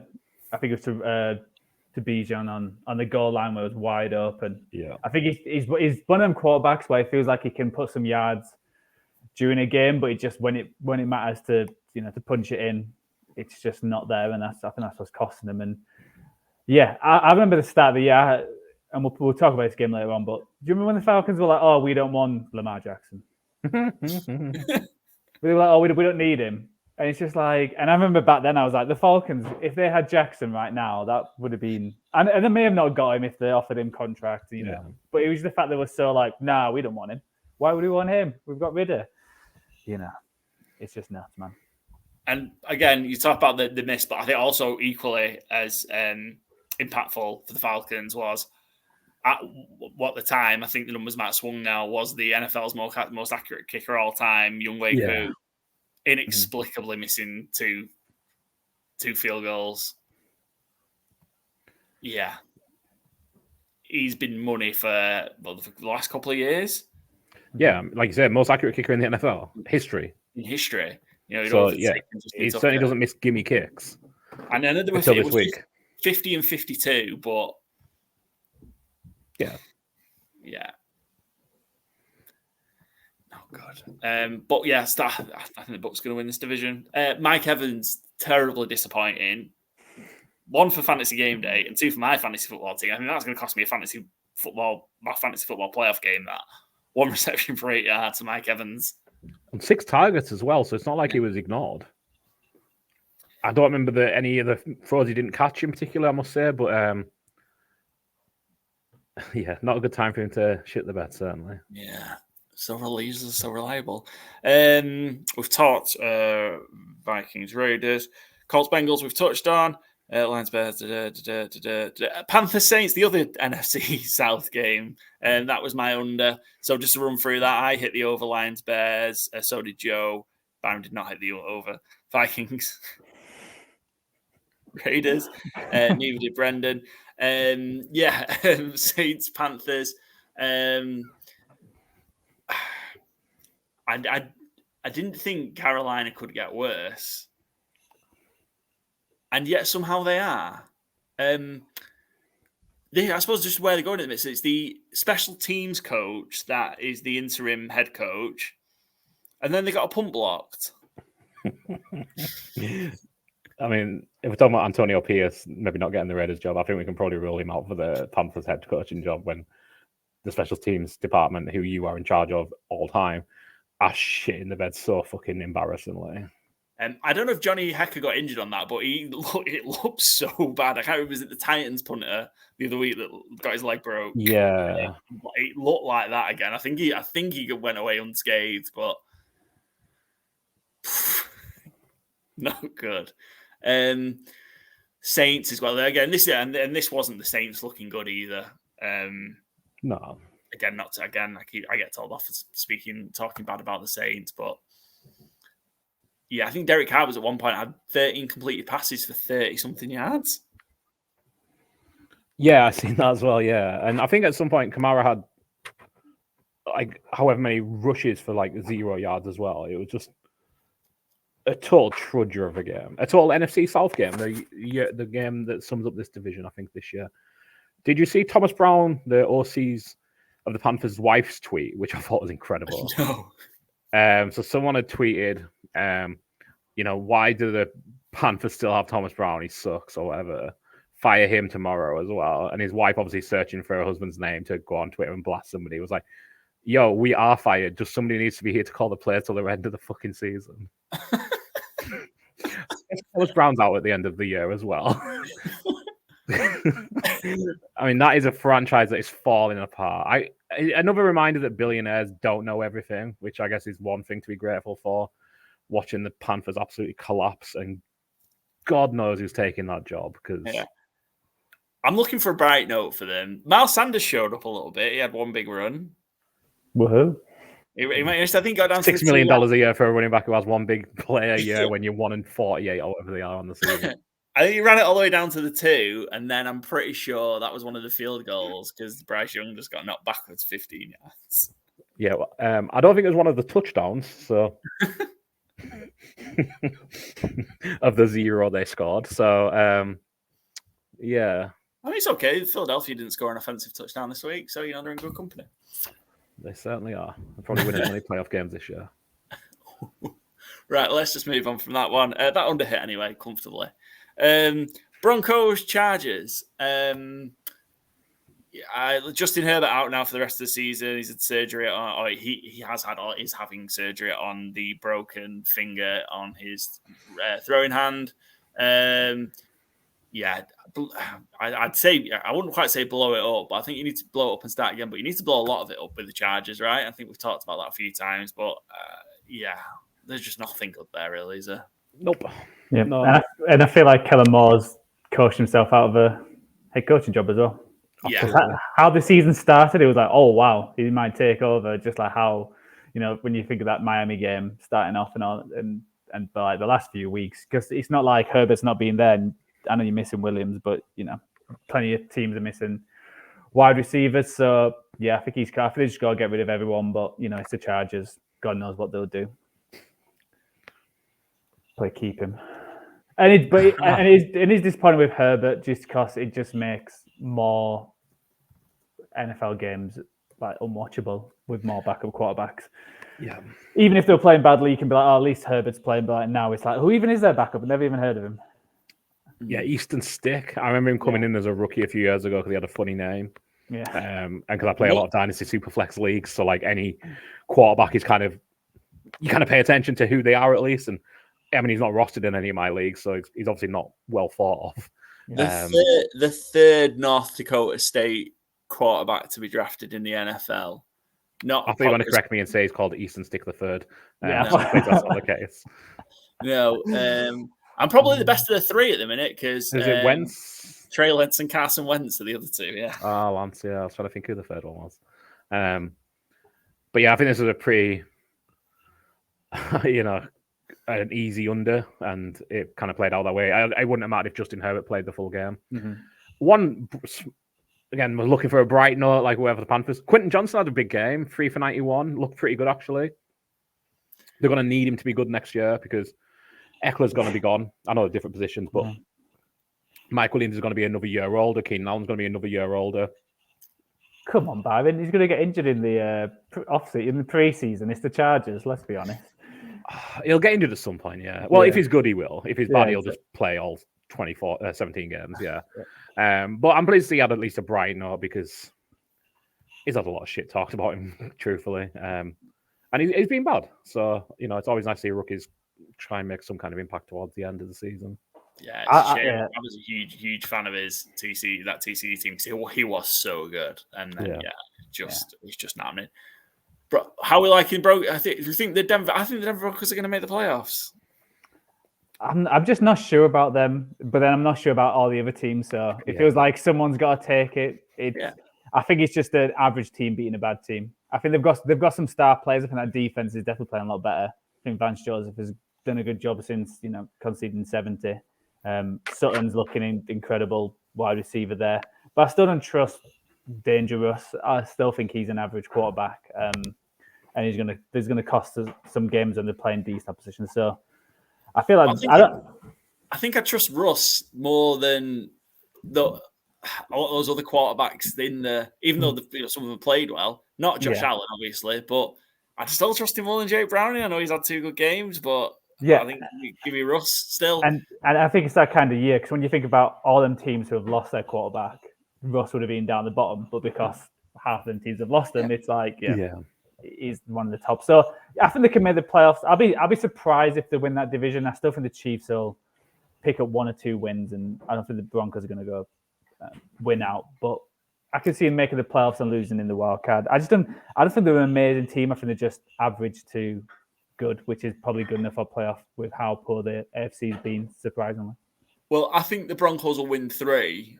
I like them on the road against the Lions. Don't think, but the 5-point underdogs.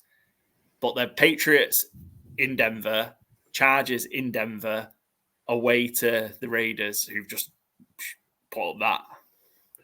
I think they win 3. I think they win at least 3 of the games. I think they can win all 4. I think 10 wins. Yeah, I can see them winning all 4, but I could also see them losing 2 or 3. Yeah, it's that kind of team where they'll just somehow lose the Patriots by it'll be 10-7, something like that. Yeah. So, like I said, for them it could win 4, win 1. But I think some of these teams I'm trying to get pumped and excited for the playoff bit, but it just feels like it's just a lot of these 76 teams are just gonna be gone fairly early in the playoffs, and disappointing AFC. Yeah, the AFC has let us down this year. I think that's primarily due to the quarterback injuries. Joe, let's finish off then. You were on the under for Bucks Falcons at the over. And Brendan was on the Niners under 46. Under 46.5. Didn't cover though the Niners, which is annoying. They were, I don't know what it got to, but it was minus 13.5, I think, when we had it. We had it 10.5 on the. It was 10.5. Yeah. Was it? Yeah, it moved out massively. Oh, okay. It was 13.5 by the time. Yeah, that wasn't what I meant. So yeah, it covered for us. But yeah, didn't. If I can't remember if I bet on it or not. I think I might have done. Yeah. Again, pretty comfortable for the Niners. But Seattle have shown me something in the last couple of games that makes me think they can beat the Eagles this week. I don't think this 49ers played the best game. I feel like they were in second gear, especially the offense. I know they had the big, run at the beginning, touchdown within a minute. But after that, it wasn't really working for them, and they had to hit a few big chunk plays. But it just felt comfortable. I was never worried that they wouldn't win that, even when they were 10-7 down. Obviously, they had Drew Lock playing. Only thing about the Seahawks, that it feels like when they played the Cowboys, it was that was their perfect game. I don't think they could have played any better, and the defense conceded loads of points. And I think on offense, I think there was still a stat where Gino was pressured the most in any game when they play the Cowboys. So I still don't think that offensive line's fixed. No. I can see them beating the Eagles, but I'm not confident. I would still take the Eagles 9 out of 10 times. I just feel I think I said this a few weeks ago. I don't think they're great at anything. They're just that kind of team where they'll just do 1 or 2 splash plays, and then Adams gets beaten over the top, or Metcalf German suplexes someone, and that starts scrapping. So It is what it is. But they're in trouble now. Not getting the playoffs because they've got a few. I think they've still got a few more tough games, and they've just dropped out of the playoffs. So it's surprising to where they were last few weeks. But I think obviously this weekend depends. If Geno plays, I give him a better chance. Even though Drew Lock had a decent game, but I still can see the Eagles winning that. So I think we talked about that they're going to need to win those last 3 games. If they can find a bit of a bonus win against Philadelphia, then they should be okay. But they are going to need to win those last 3: Titans, Steelers, Cardinals, to get to potentially 9 and 8. Those two. There's other games that are going to have killed them, but it's the 2 losses against the Rams. Really, I think that's what's going to, if they don't make the postseason. In games they probably should have, certainly the week 11 one they should have won. Lost 17-16 to the Rams, and that's what ultimately is going to potentially, I think realistically is going to cost them not making the playoffs. I have a bet on them not making the playoffs and under 8.5. I think it's under 8.5 wins or under 9. I think it might be under 9.5 wins, but I think So I'm really hoping that they don't. Well, what do you think of? There's been some not whispers, but like people mentioning Pete Carroll's job could be under serious threat because not making the playoffs, and he's getting owned by 49ers and the Rams both own him right now, where they can't get a win, and his defense has not been good since the heyday for like 7-8 years ago. They've always had a average to lower than average kind of defense, but I think that's rough. I think that's rough because I think they're going to win 7-8, worst 7-8 games. Like if they'd won 3 or 4 games, then I think it's the first time Pete Carroll's lost 4 games in a row, which is wild. I don't know. You're going to say you're going to fire him? I don't know. I don't think they'll fire him just because what he means to the city and that he's probably a good head coach, but I feel like they need to get someone else on that defensive side and take him away from that. But I just was curious, I can't see it happening, but obviously whispers come from somewhere. So I wonder if like next year, going forward to next year or the year after, he needs to have a better year. Maybe. And you think it's, again, relatively young team as well, I think, as well, in terms of some of the areas. I think we called this. I think Geno was going to take a huge step back, and he has done. And they've needed more from that defense to help. So, But I think Carroll can choose when he goes, really. From a Niners perspective, huge games from McCaffrey, 145 yards on the ground. Debo, back-to-back huge games, 149 yards through the air. And Ayuk again. They felt like they were just making big plays at will, the Niners. Too easy. There's just kind of touching on our Brock Purdy chat earlier about the yak and stuff.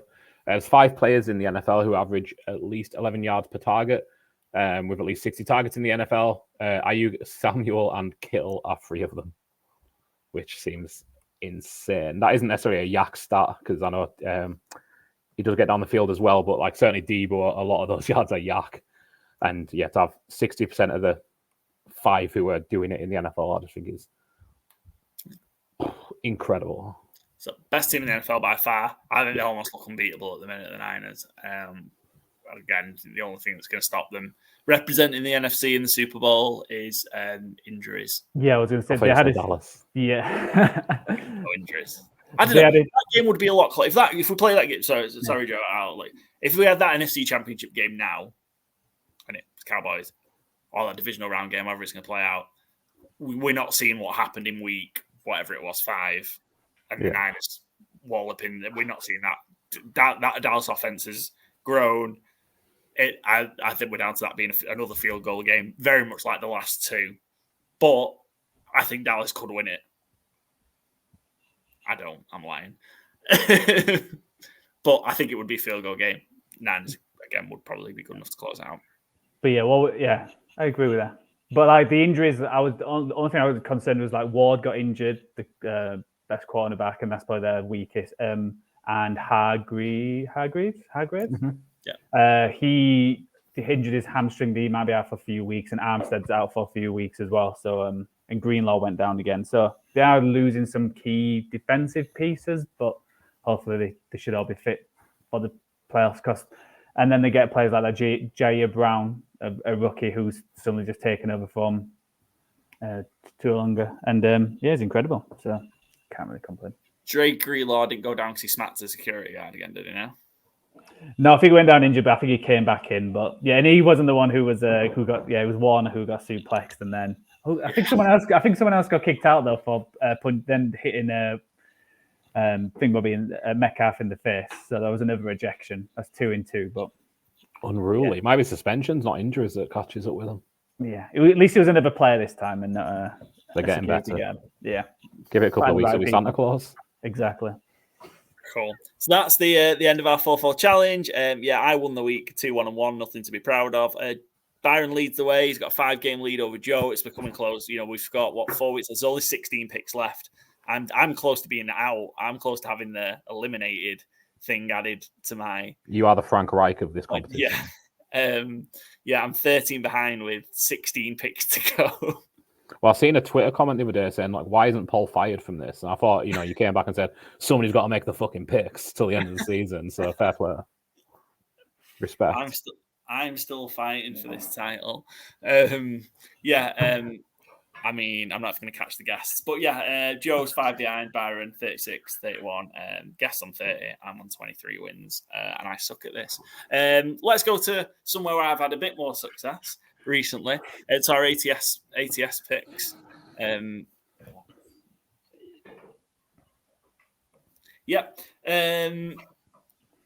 was just seeing what was on the left-hand side of the screen. This is the warning sign. Is that just showing for me? No, I don't know what it's for, but I think it's the Google Drive doesn't like Sunday early games for some reason. Doesn't like them kind of games. Fair enough. Well, let's start Thursday Night Football. Patriots. Me and Joe were on the Patriots +6.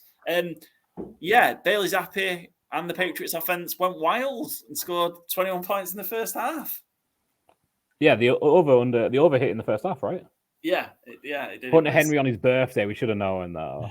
You should always check tight end birthdays before you start going big on unders. We'll know for next time. I was every good chucker because I listened to last week's preview on Saturday, so it was like Byron Papa going in on the page. It's like they're going to contribute like 3 points, so it's definitely going to be under. Then it was like, oh, they did it in the first half. So I don't think I was alone, but you also said you were going to pick the Patriots, Byron, as well.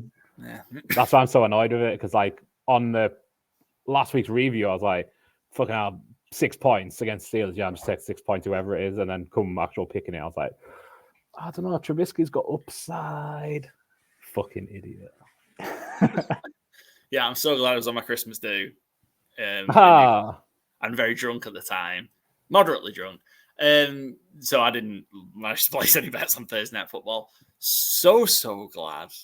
I would have took the Patriots +6, but I did hammering the under, and I would, I didn't get the 22-1 no touchdown scorer bet on as well, which we shouted about. So thank you very much to the booze for that. The Steelers could have been 9-4. Yeah. Cardinals at home, Patriots at home, back to back, two win teams. They've absolutely fucked it. Wasn't that the first time a winning record team lost to two teams who just had 2 and after 7 10 weeks or something? I think that's right. Yeah, hell of a start. Mm-hmm. They have absolutely fucked it. You get those 2 games won. You need to win 1 game, and you've got a wild card shot. Yeah, I know Mike Tomlin doesn't like being a favourite, but come on, buddy. Yeah, and you win those 2 games. You're a game behind the Ravens, and you've got to play them in week 18. Yeah. Yeah. But again, it's fire my calendar again. Yeah, exactly. But it's one of them teams where they're not a 9-5 team. No. Whatever it is. They're not that. So what their actual record is probably what they actually are. So it feels like, it's that kind of year where everyone seems to be, they are probably a 8-7 kind of 8-7. 7-6 kind of team. 4 tough games: Colts, Bengals, Seahawks, Ravens. If you lose to the Cardinals and the Patriots, are all tough games. Yeah. There's not an easier set of fixtures. I mean, let's have got the Panthers 4 times. Yeah. It should be a hell of a schedule quirk. I mean, This win didn't do too much damage to the Patriots because most of the teams around them won. So yeah, still in a good spot to probably pick up Drake May in the draft. But yeah, Steelers just absolutely should. Do you think they're going to run it back with Bailey Zappi and Marvin Harrison Jr.? I do not think they're going to do that. No. Smart, yeah, me neither. Yeah, Panthers Saints we talked about. I was on the Panthers. You two guys on the Saints. I took the Bears. Again in our preview shot. I think they would. I thought they would win the game outright. I think that even +3. Obviously, you take 3, but I thought they'd win the game outright. You two on the Lions. Love the Jets. I should have just done a money line. Dogs, Hines or something. Shouldn't I have been? I'd have been quids in this week. Yeah, love the Jets. You two on the Texans. Colts, both of us, me and Byron on the Colts, Joe on the Bengals. I was a Jacksonville Jaguars 2-point conversion away from covering this, which would have dragged me another game closer. Yeah, Jags, we haven't talked about this game also. Jags lost to the Browns 31-27. Trevor Lawrence didn't look right. I know it's kind of the way the game went, but having him throw the ball 50 times, 6 days removed from a high ankle sprain, feels a very dumb thing to do. Yeah, not exactly great, was it? And yeah, he ran the ball 3 times as well, and running back had 17 rush attempts between them. I know it's the Browns, and it's tough to run on them, but having your quarterback plant and throw 50 times can't be easy either, especially, like I said, he's got 3 rush attempts on top of that. Not that he's running far, but it's a lot of workload for a guy who, if you'd ask me Tuesday morning, he's missing next week. Yeah. Also, sorry. I don't get the 2 point. Go for the 2 points in that situation. I understand when you're 14. Well, when you're 14 behind, you get a touchdown, you go for 2 points because you get a chance when you score another touchdown, you can get the 2 points to be the joint. But on this one, it's like, if you miss the 2 points, it's now you need a touchdown to score. It's not you can't just get a field goal to tie it. So I was a bit surprised they went for 2 there. Yeah. Because they only would have had, yeah. Well, obviously, I'm happy they did that, so it would just be a push. Actually, it wasn't a push, but yeah, that's always surprised that they went for 2 there because it makes it harder that they have to score a touchdown now, not just a field goal. So yeah, it's a real aggressive move, and we've obviously seen. I think Coach Peterson's that way inclined, isn't he? I think you trust Lawrence. You trust the play. Ultimately, Lawrence got sacked, didn't he, on the 2-point conversion? But you trust Lawrence, and then you field goal to win the game. I get it, but it'd have been nice because that'd have brought me another game closer. Just one game closer. And shout out Joe fucking Flacco. Yes. Oof. Yeah. Another solid outing from Joe Flacco. I think this passing offense, particularly the offense as a whole, but passing offense in particular, is better with Flacco than it ever has been with Deshaun Watson at any point during his stay in Cleveland so far. I couldn't agree more. Yeah. Yeah. Which is absolutely hilarious. You give 2 first-round picks, $250 million to a sexual abuser for 38-year-old Joe Flacco to come out of basically retirement and be an improvement. And old Ravens as well. Exactly. Nice. Ravens icon. Mm-hmm. Who's probably got more wins at the Browns Stadium than any Browns quarterback in the last 20 years. Imagine the odds on that start of the year. To see that Joe Flacco would be leading on the playoffs. He might play in Baltimore in the playoffs. And the Browns have already won in Baltimore as well this year. That crazy game. One of the things I find funniest as well, I know it's the Browns playing system because they can put Joe Flacco back on the practice squad this week and elevate him once more. Man, if I'm any team in the AFC, I'm hey, Joe, do you want to just come and be our backup for $6 million? Fuck the Browns. I don't know. Why doesn't a team do that? Has he so much pride that he would turn it down? Well, I'm guessing because he's made so much money that I'd rather play than just. That it's his last chance to play for a team. He's not really going to start him. If everyone's fit, he's not going to be starting next year for the Browns. No. If I was a team, I would certainly jangle it out there, though. Yeah. It's an odd move. It is. I just think it's so risky with quarterbacks. Because Like, again, the Browns might just match it and say, yeah, Joe, we'll give you $6 million to sign for the year. Like, ooh.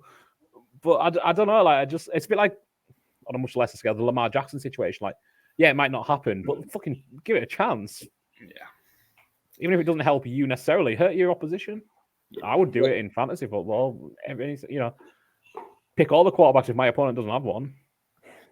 Good tie-in. Let's move on with Lamar Jackson there. The Ravens. Great game, this. Yeah, incredible game. I think a good lot. If a loss could ever be a good loss, I think this was one for the Rams. They went toe-to-toe, back and forth with the Ravens. And, I mean, ultimately it was a walk-off punt return in overtime. Second one we've had. The Jets had one in week 1.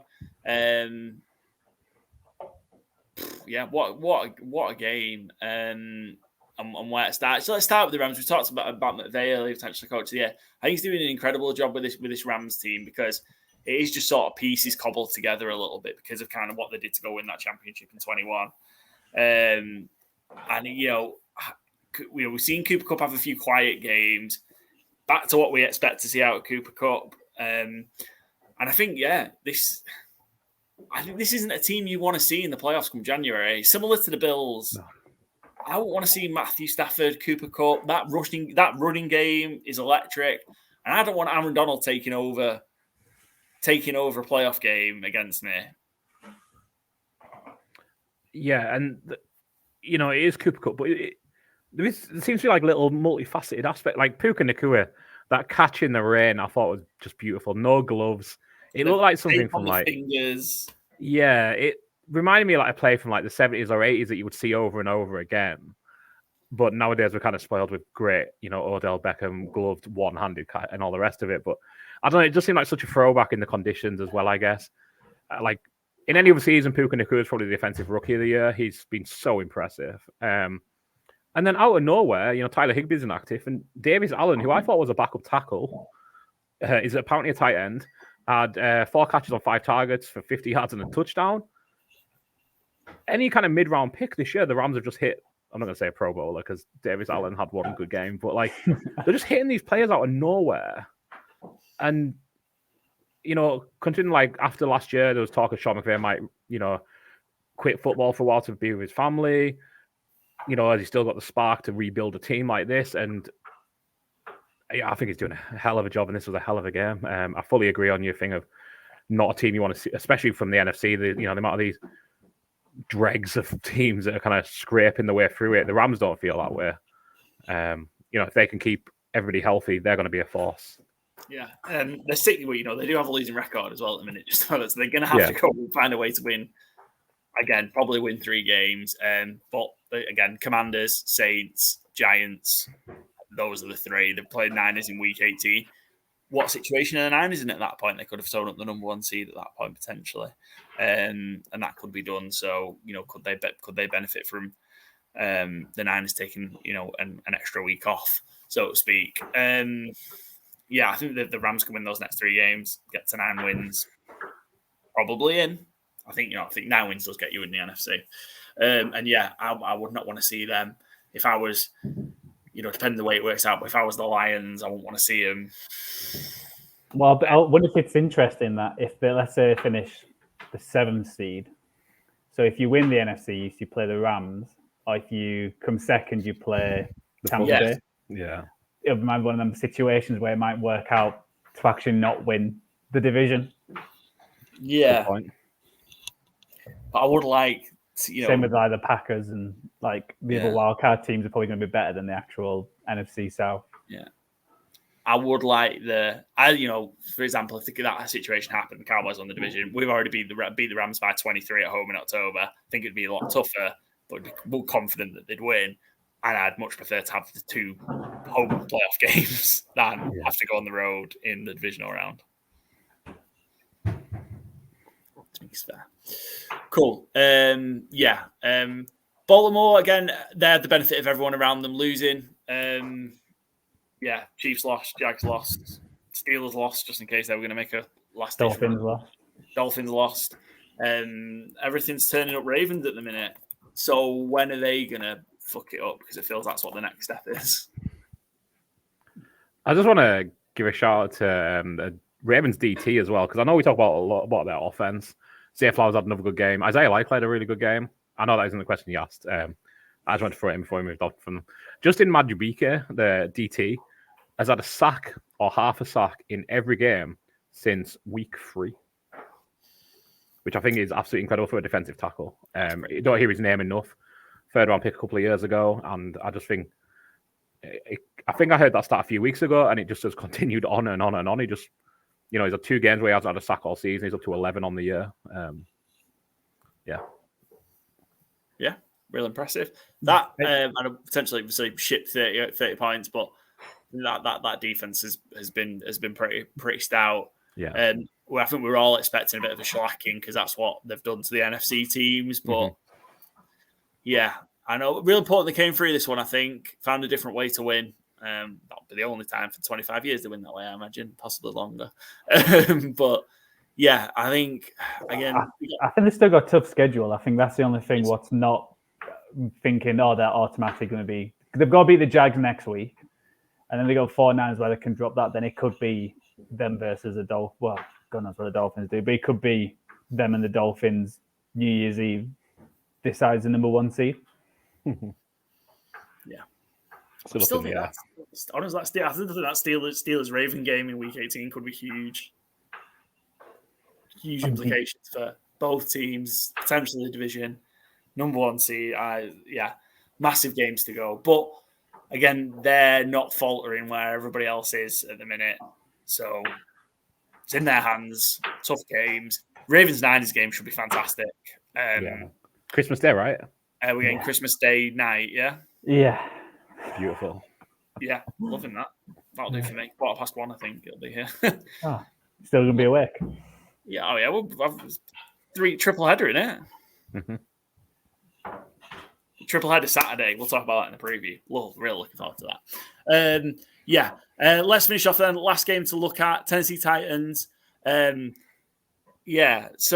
there's a better start than this, but the one I cobbled together. Oh no, we're not that. We're not there. My head's gone. It's late. Sorry. We're all on the Ravens, but the Rams +7. It's late here. Me and Byron were on the Bucks +2.5 against the Falcons. Me and Joe on the Raiders, and Byron on the Vikings. That was push. All on San Fran that covered for us -10.5. I took the Bills. Loved the Bills to win that game, and they did. You two on the Chiefs. All on the Broncos. Me and Byron on the Cowboys, of course. Joe, you son of a gun, on the Eagles. Got what you deserved. All on the Packers. All on the Dolphins. Any stats about the Titans? The Titans. Titans 28, Dolphins 27. There's a better start, and I can't remember where I looked at it, but the last team to win, being 14 points down with less than 3 minutes to go, was the Saints in 2017, but they needed overtime to do the trick. Yeah. Since that point, teams in that situation were 0-582 until Will Levis and the Titans managed to pull it off last night. Is this more on the Titans winning the game, or is this Dolphins losing the game? I think very clearly it's Dolphins losing the game, to be honest. I think they weren't efficient enough on offense. They had that fumble at the 1 yard line, or certainly, in the 5 inward line early in the game. Well, it felt early in the game. I'm not 100% sure when it happened. Now it was. I think it was in the first quarter. It was 2 at like the 2 yard line, was it? Yeah? It was a dodgy snap for the backup center. And I know Tyreek Hill was in and out of the game. And, it feels like there's a lot of tells where they're going to run the ball when Tyreek Hill isn't there, which makes sense. But you've got Jalen Waddle. He's not Tyreek Hill, obviously. But I think you need to vary up a little bit. And the thing that really bugged me, and it's not quite the same level as Sean McDermott a few weeks ago when they just kneeled against the Eagles. Vic Fangio's defense, when they were 14-0 up, were playing prevent defense. They did not think the Titans could go down and score. They certainly didn't think they could do it twice. And that first touchdown drive, it was just dink and dunk and dink and dunk. And they just let them do it. They just let them go down the field. There was no aggression. There was no will to stop them. It was like they didn't think they could come back and win, because teams don't come back and win in that scenario. I understand, to a degree, having hubris about it, but I'm not the defensive coordinator of the Miami Dolphins. I just thought it was, I'm trying not to be too harsh with my wording, but like, I think it was kind of a pathetic way to kind of throw the game away. Like, you can't just presume that they're not going to do it. Will Levis looked pretty good, but everything was open to him because the Dolphins just in prevent. And, you know, they didn't have to use timeouts. They didn't have to, you know, burn plays. They just went down the field really comfortably. It was like you know, playing Madden against my nephews. Like, it was just incredibly easy for Will Levis, and it shouldn't be in that kind of scenario. Perfect execution of the 14 down, go for 2 when you score the first touchdown from the Titans. I was worried they scored the go-ahead, the touchdown, and then did way too early because it was only, I think they left like 1 minute 50 on the clock. Yeah. And then the ultimately the Dolphins were unable to put much together. But yeah, just incredible. I would fair play to the Titans and Will Levis in particular. So you had the kind of the back, you were tied at 13-all to have the muff punt and then the mess of a pitch to Derrick Henry, like pitched at his head. To have that happen and then, that you come back and lead those drives with some aid from very soft Miami defense, but still have to make the plays and make the throws. I thought he did a real good job. Will Levis and had a fairly decent game overall. To be fair, Hopkins had a huge game.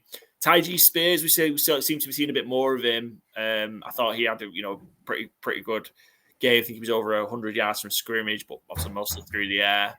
I think he's going to be real good for them over these next couple of years. I'm a big fan of his. I think I took Miami off my fraud list for a week. couple of weeks ago, maybe because that defense was playing really well. They're back on my fraud list.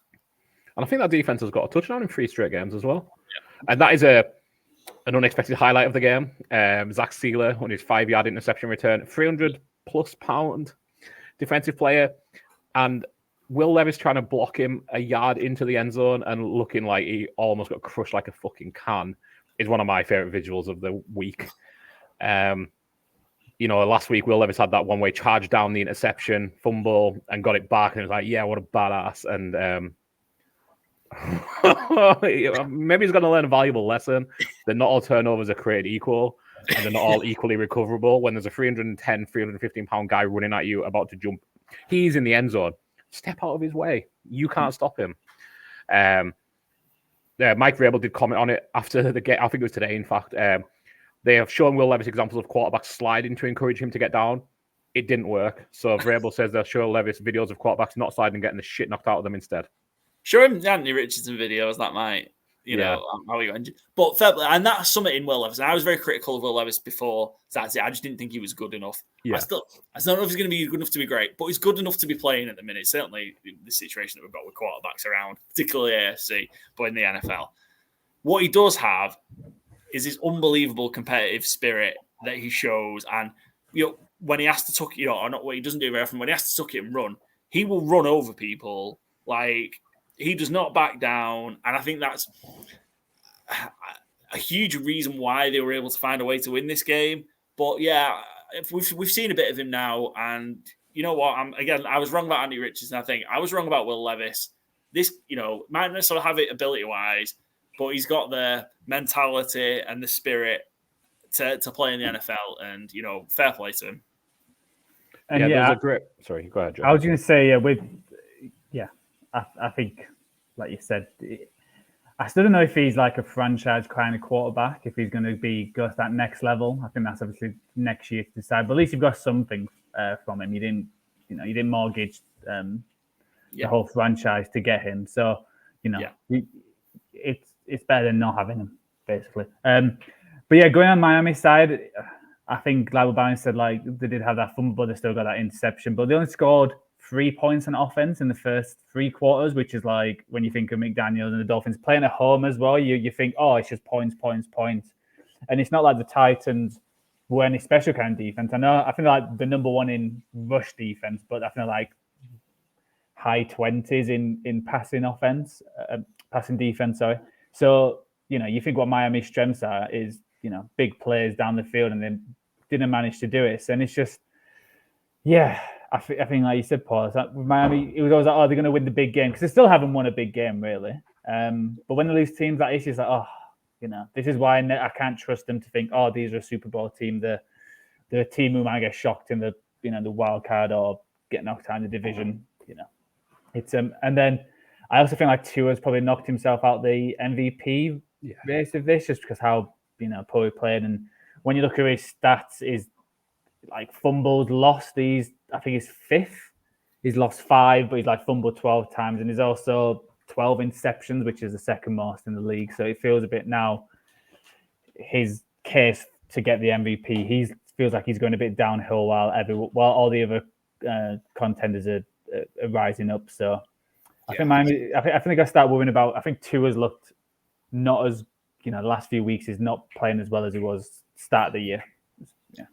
He's looked pretty ordinary. I also think maybe there's a little bit of. I don't think they've been found out because there's too much in the offense. But I think teams are managing to stop stopping like the huge plays.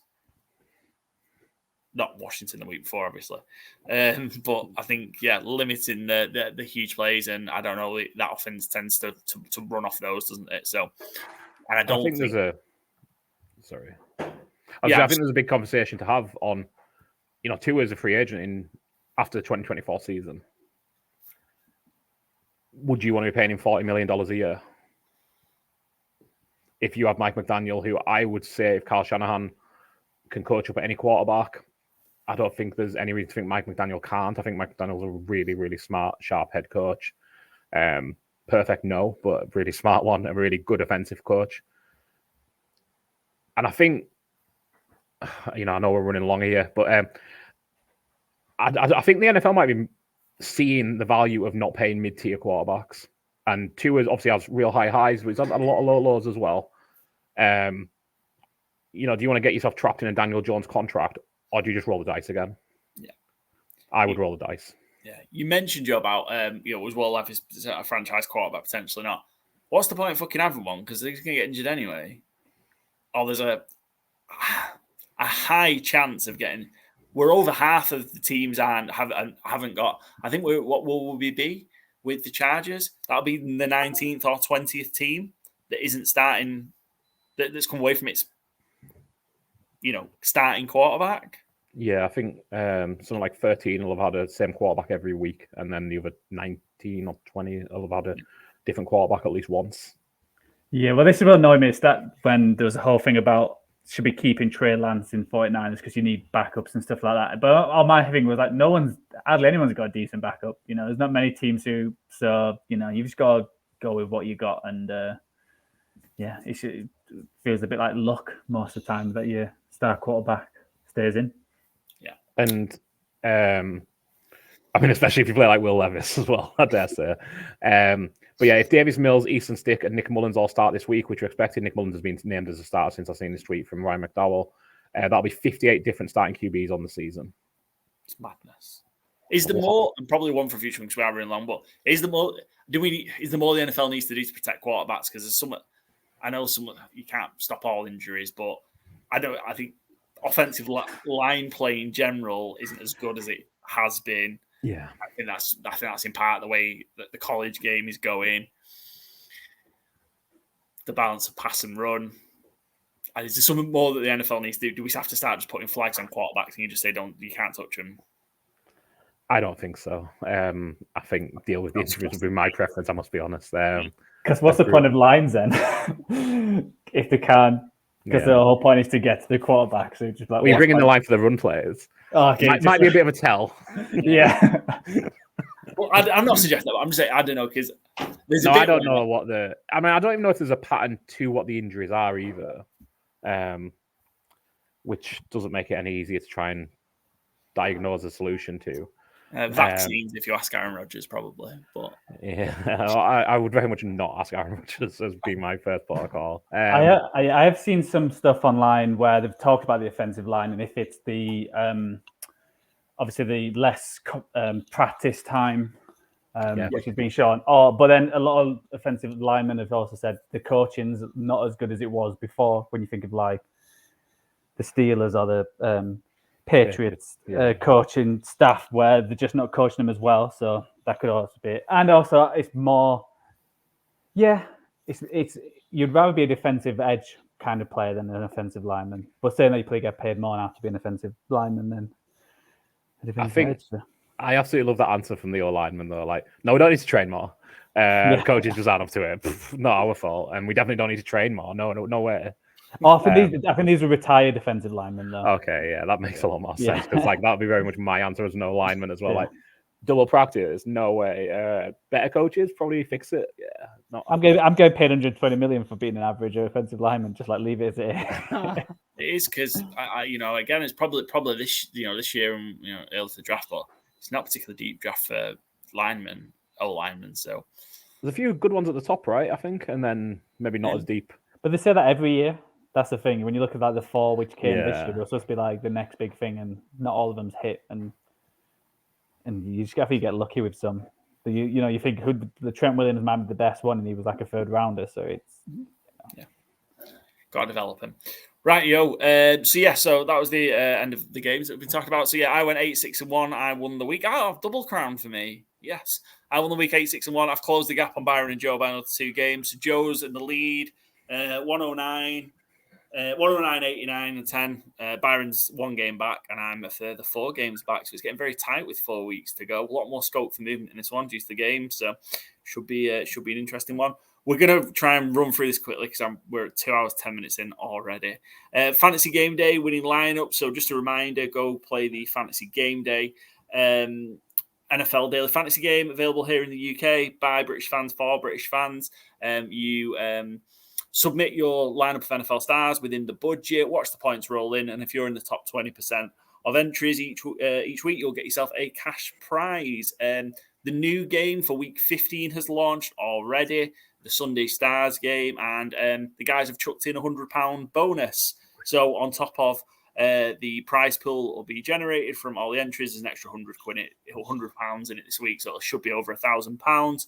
Winners walked away with I think £120 this week. So remember, if you're playing for the first time, go and join using promo code COVER, Charlie, Oscar, Victor, Romeo. No, I can't spell cover now. I'm that tired. Cover in all capital letters. And you'll receive a free game after your first entry. 2 for 1, buy one, get one free, whatever you want to call it. Go download it now, Fantasy Gameday app from your Google Play Store or Apple App Store. Winning lineup this week was from Orange 2709. Congrats. A bit of a low scoring week. 186 points was the winning score this week. Looking real surprised to see Jake Brown in as a selection, but it paid off, I think. Some of the other kind of top quarterbacks. CJ Stroud's been a real popular option. Obviously not great. I think, single digit points. Josh Allen would have certainly been a popular one. It looked like he might have had a monster day, but obviously the Bills slowed down. Yeah, Purdy would have been another good option, but pretty solid from Jake Brown and allowed money to be spent elsewhere. Yeah, you get CMC, Bijan, Debo, Michael Pittman, and I'm not sure what James Cook price was, but James Cook and Breece Hall aren't both cheap. I know that. So, Jake Brown is really the only allowance you've had to make there. And, if you get 23.7 points from your QB and it's your real cheap point enabler, a really good setup. This is our team, right? Yeah. Sadly not. We finished 150th out of 158 entries this week. Okay. Top 95%. We'll get better next week. We're going to have to do a real deep on this next week. We're going to win one before the end of the season. We're running out of weeks. But yeah, this is a real strong lineup. Like you said, no Stroud, which means no Texans wide receivers done anything even. They've been so popular in these kind of formats. They had one missing Sam Laporta, but if you only miss on the tight end, you can still win the week. Great format. Yeah, great work all around. I think Pittman's been a real good option as well. Just the volume, the targets he's been getting for the Colts, and Debo's been on a tear last few weeks. So yeah, real solid lineup. Congrats, well done. Enjoy your £118.50. that it was. Winners and losers, and then we'll have a quick look at Thursday night football. Winners and losers for the week. Joe, do you want to go first? Who's your winner of the week? You need to take yourself off mute. So, I'll give it to Paul and Byron for the Cowboys winning. You're winners. Finally, the Cowboys making you two happy and not making you cry into your pillowcases. We won a big game, yeah. Oh, thanks for that, Joe. Really appreciate it. Byron? Winner, Chicago. They are one game out of the playoffs, and they have locked up the number 1 pick. Yeah, fair. I'm going to go for the man on the screen behind Joe, but to Joe's to Joe's right. Not Tommy DeVito, but Tommy DeVito's agent, because Tommy DeVito is going to get another contract in the NFL somewhere as a backup, and his agent's going to get loads of money off the back of it. So, unless he fires him. Yeah, well done, Tommy DeVito's agent. Sean Stellato. Yeah, that's his name. Sean Stellato. Well, congrats, Sean Stellato, because you're going to get loads of money. Loser of the week, Byron, do you want to go first? I kind of struggled with this one, but we touched on him a little earlier. I'm going to go with Mike Tomlin. Back-to-back losses to 2-win teams. Doesn't like doing things as a favourite, but I just so dismal, so poor. Got to do better. Looking forward to some Steelers as underdogs. Pick, bets for the back end of the season, because I thought we might have only got one more, but I think we're going to get a few more now, which is good. Because they'll win. Yo, seems to go. Loser of the week for you. Let's go every Chargers fan. I know there's not many. I know there's not many of them, but you've got a generational quarterback, and you've wasted his rookie contract, and he's wasted another year. Yeah, he's got a broken finger. I'm going to go. It has to be Patrick Mahomes. Big baby Patrick Mahomes is the loser of the week. Brilliant. Can't get enough of it. I hope he has enough meltdown this week. That I think probably the thing is maybe the quarterback series, Netflix series, made me really dislike Patrick Mahomes. I was fine with him before. That series made me really dislike him, and then stuff like that just makes me laugh. It's brilliant, and you keep on Patrick. Thursday night football, quick, because this is going to be. We'll give it all the credit it deserves. Yeah, no, this is going to be a crap game. Let's just call it out 4 days. But we're still going to watch it because we love football. Chargers, Raiders. You can't let Charlie have a week off this one, Byron. You have to make him pick it. Chargers, Raiders in Vegas. Chargers are 3-point underdogs. Obviously, as we discussed, no more Justin Herbert. Over-under 34.5.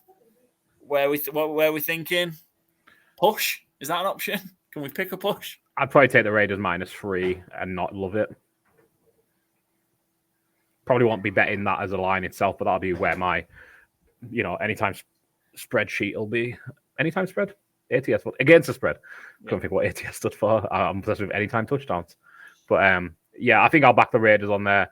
I'll probably have a few little bets in the game itself, but I don't see the Chargers winning another game. They can't win with Justin Herbert. How are they going to do it with Easton Stick? Yeah, this is going to be such a bad game to watch. There's a couple of little bets I like while you're frustrated with the game. Quentin Johnson, anytime touchdown, +550. He is showing more and more. And again, he's not a stud, obviously, but +550 for a starting wide receiver, I think, is worth a bet. I don't think I've seen Austin Eckler anytime touchdown scorer at this high. +175. He looks bad. He's out of contract this year as well. I can't think of players who've done less to help their cause of getting a new contract than Austin Eckler. He looks absolutely washed. Hopefully I'm wrong, because, I think we all like Austin Eckler. He seems a good guy, and he's a fantasy football podcaster, which not many players buy into fantasy football as much as Austin Eckler does. Not bought into it this year, has he? I mean, he's very much committed to it. He's a weekly guest on the Yahoo Fantasy. He's a co-host on the Yahoo Fantasy podcast with Matt Harmon. But you hate seeing players really decline in front of your eyes when you like them. And Eckler, hopefully he's injured, because if not, he's absolutely done. Yeah, I mean, Cat drafted himself. Joe, any steer from you on this one? I think I like the under. I was going to say under. Oh, yeah. Maybe no touchdown scorers could be a nice shout as well. Plus 3,300, 33 to 1. There you go. Yeah. Cool. Right, that wraps us up for the Week 14 edition, where I thought we were going to get it done in an hour and 15 minutes. We're 2 hours 20 in. So thanks for sticking with us. As always, make sure you go follow us Spotify, Good Teams Win Great Teams Cover to be notified when these mammoth episodes drop. Also follow us on Twitter, Instagram, YouTube, if you want to see our faces while we're talking, and the great backgrounds that Joe provides. And also TikTok. At GTW_GTC. We'll be back Wednesday or Thursday. I forgot which day we're going to do it. Probably in about an hour. Yeah, for our Week 15 preview. So thanks for joining us. And enjoy the rest of your week before Thursday Night Football starts. Cheers.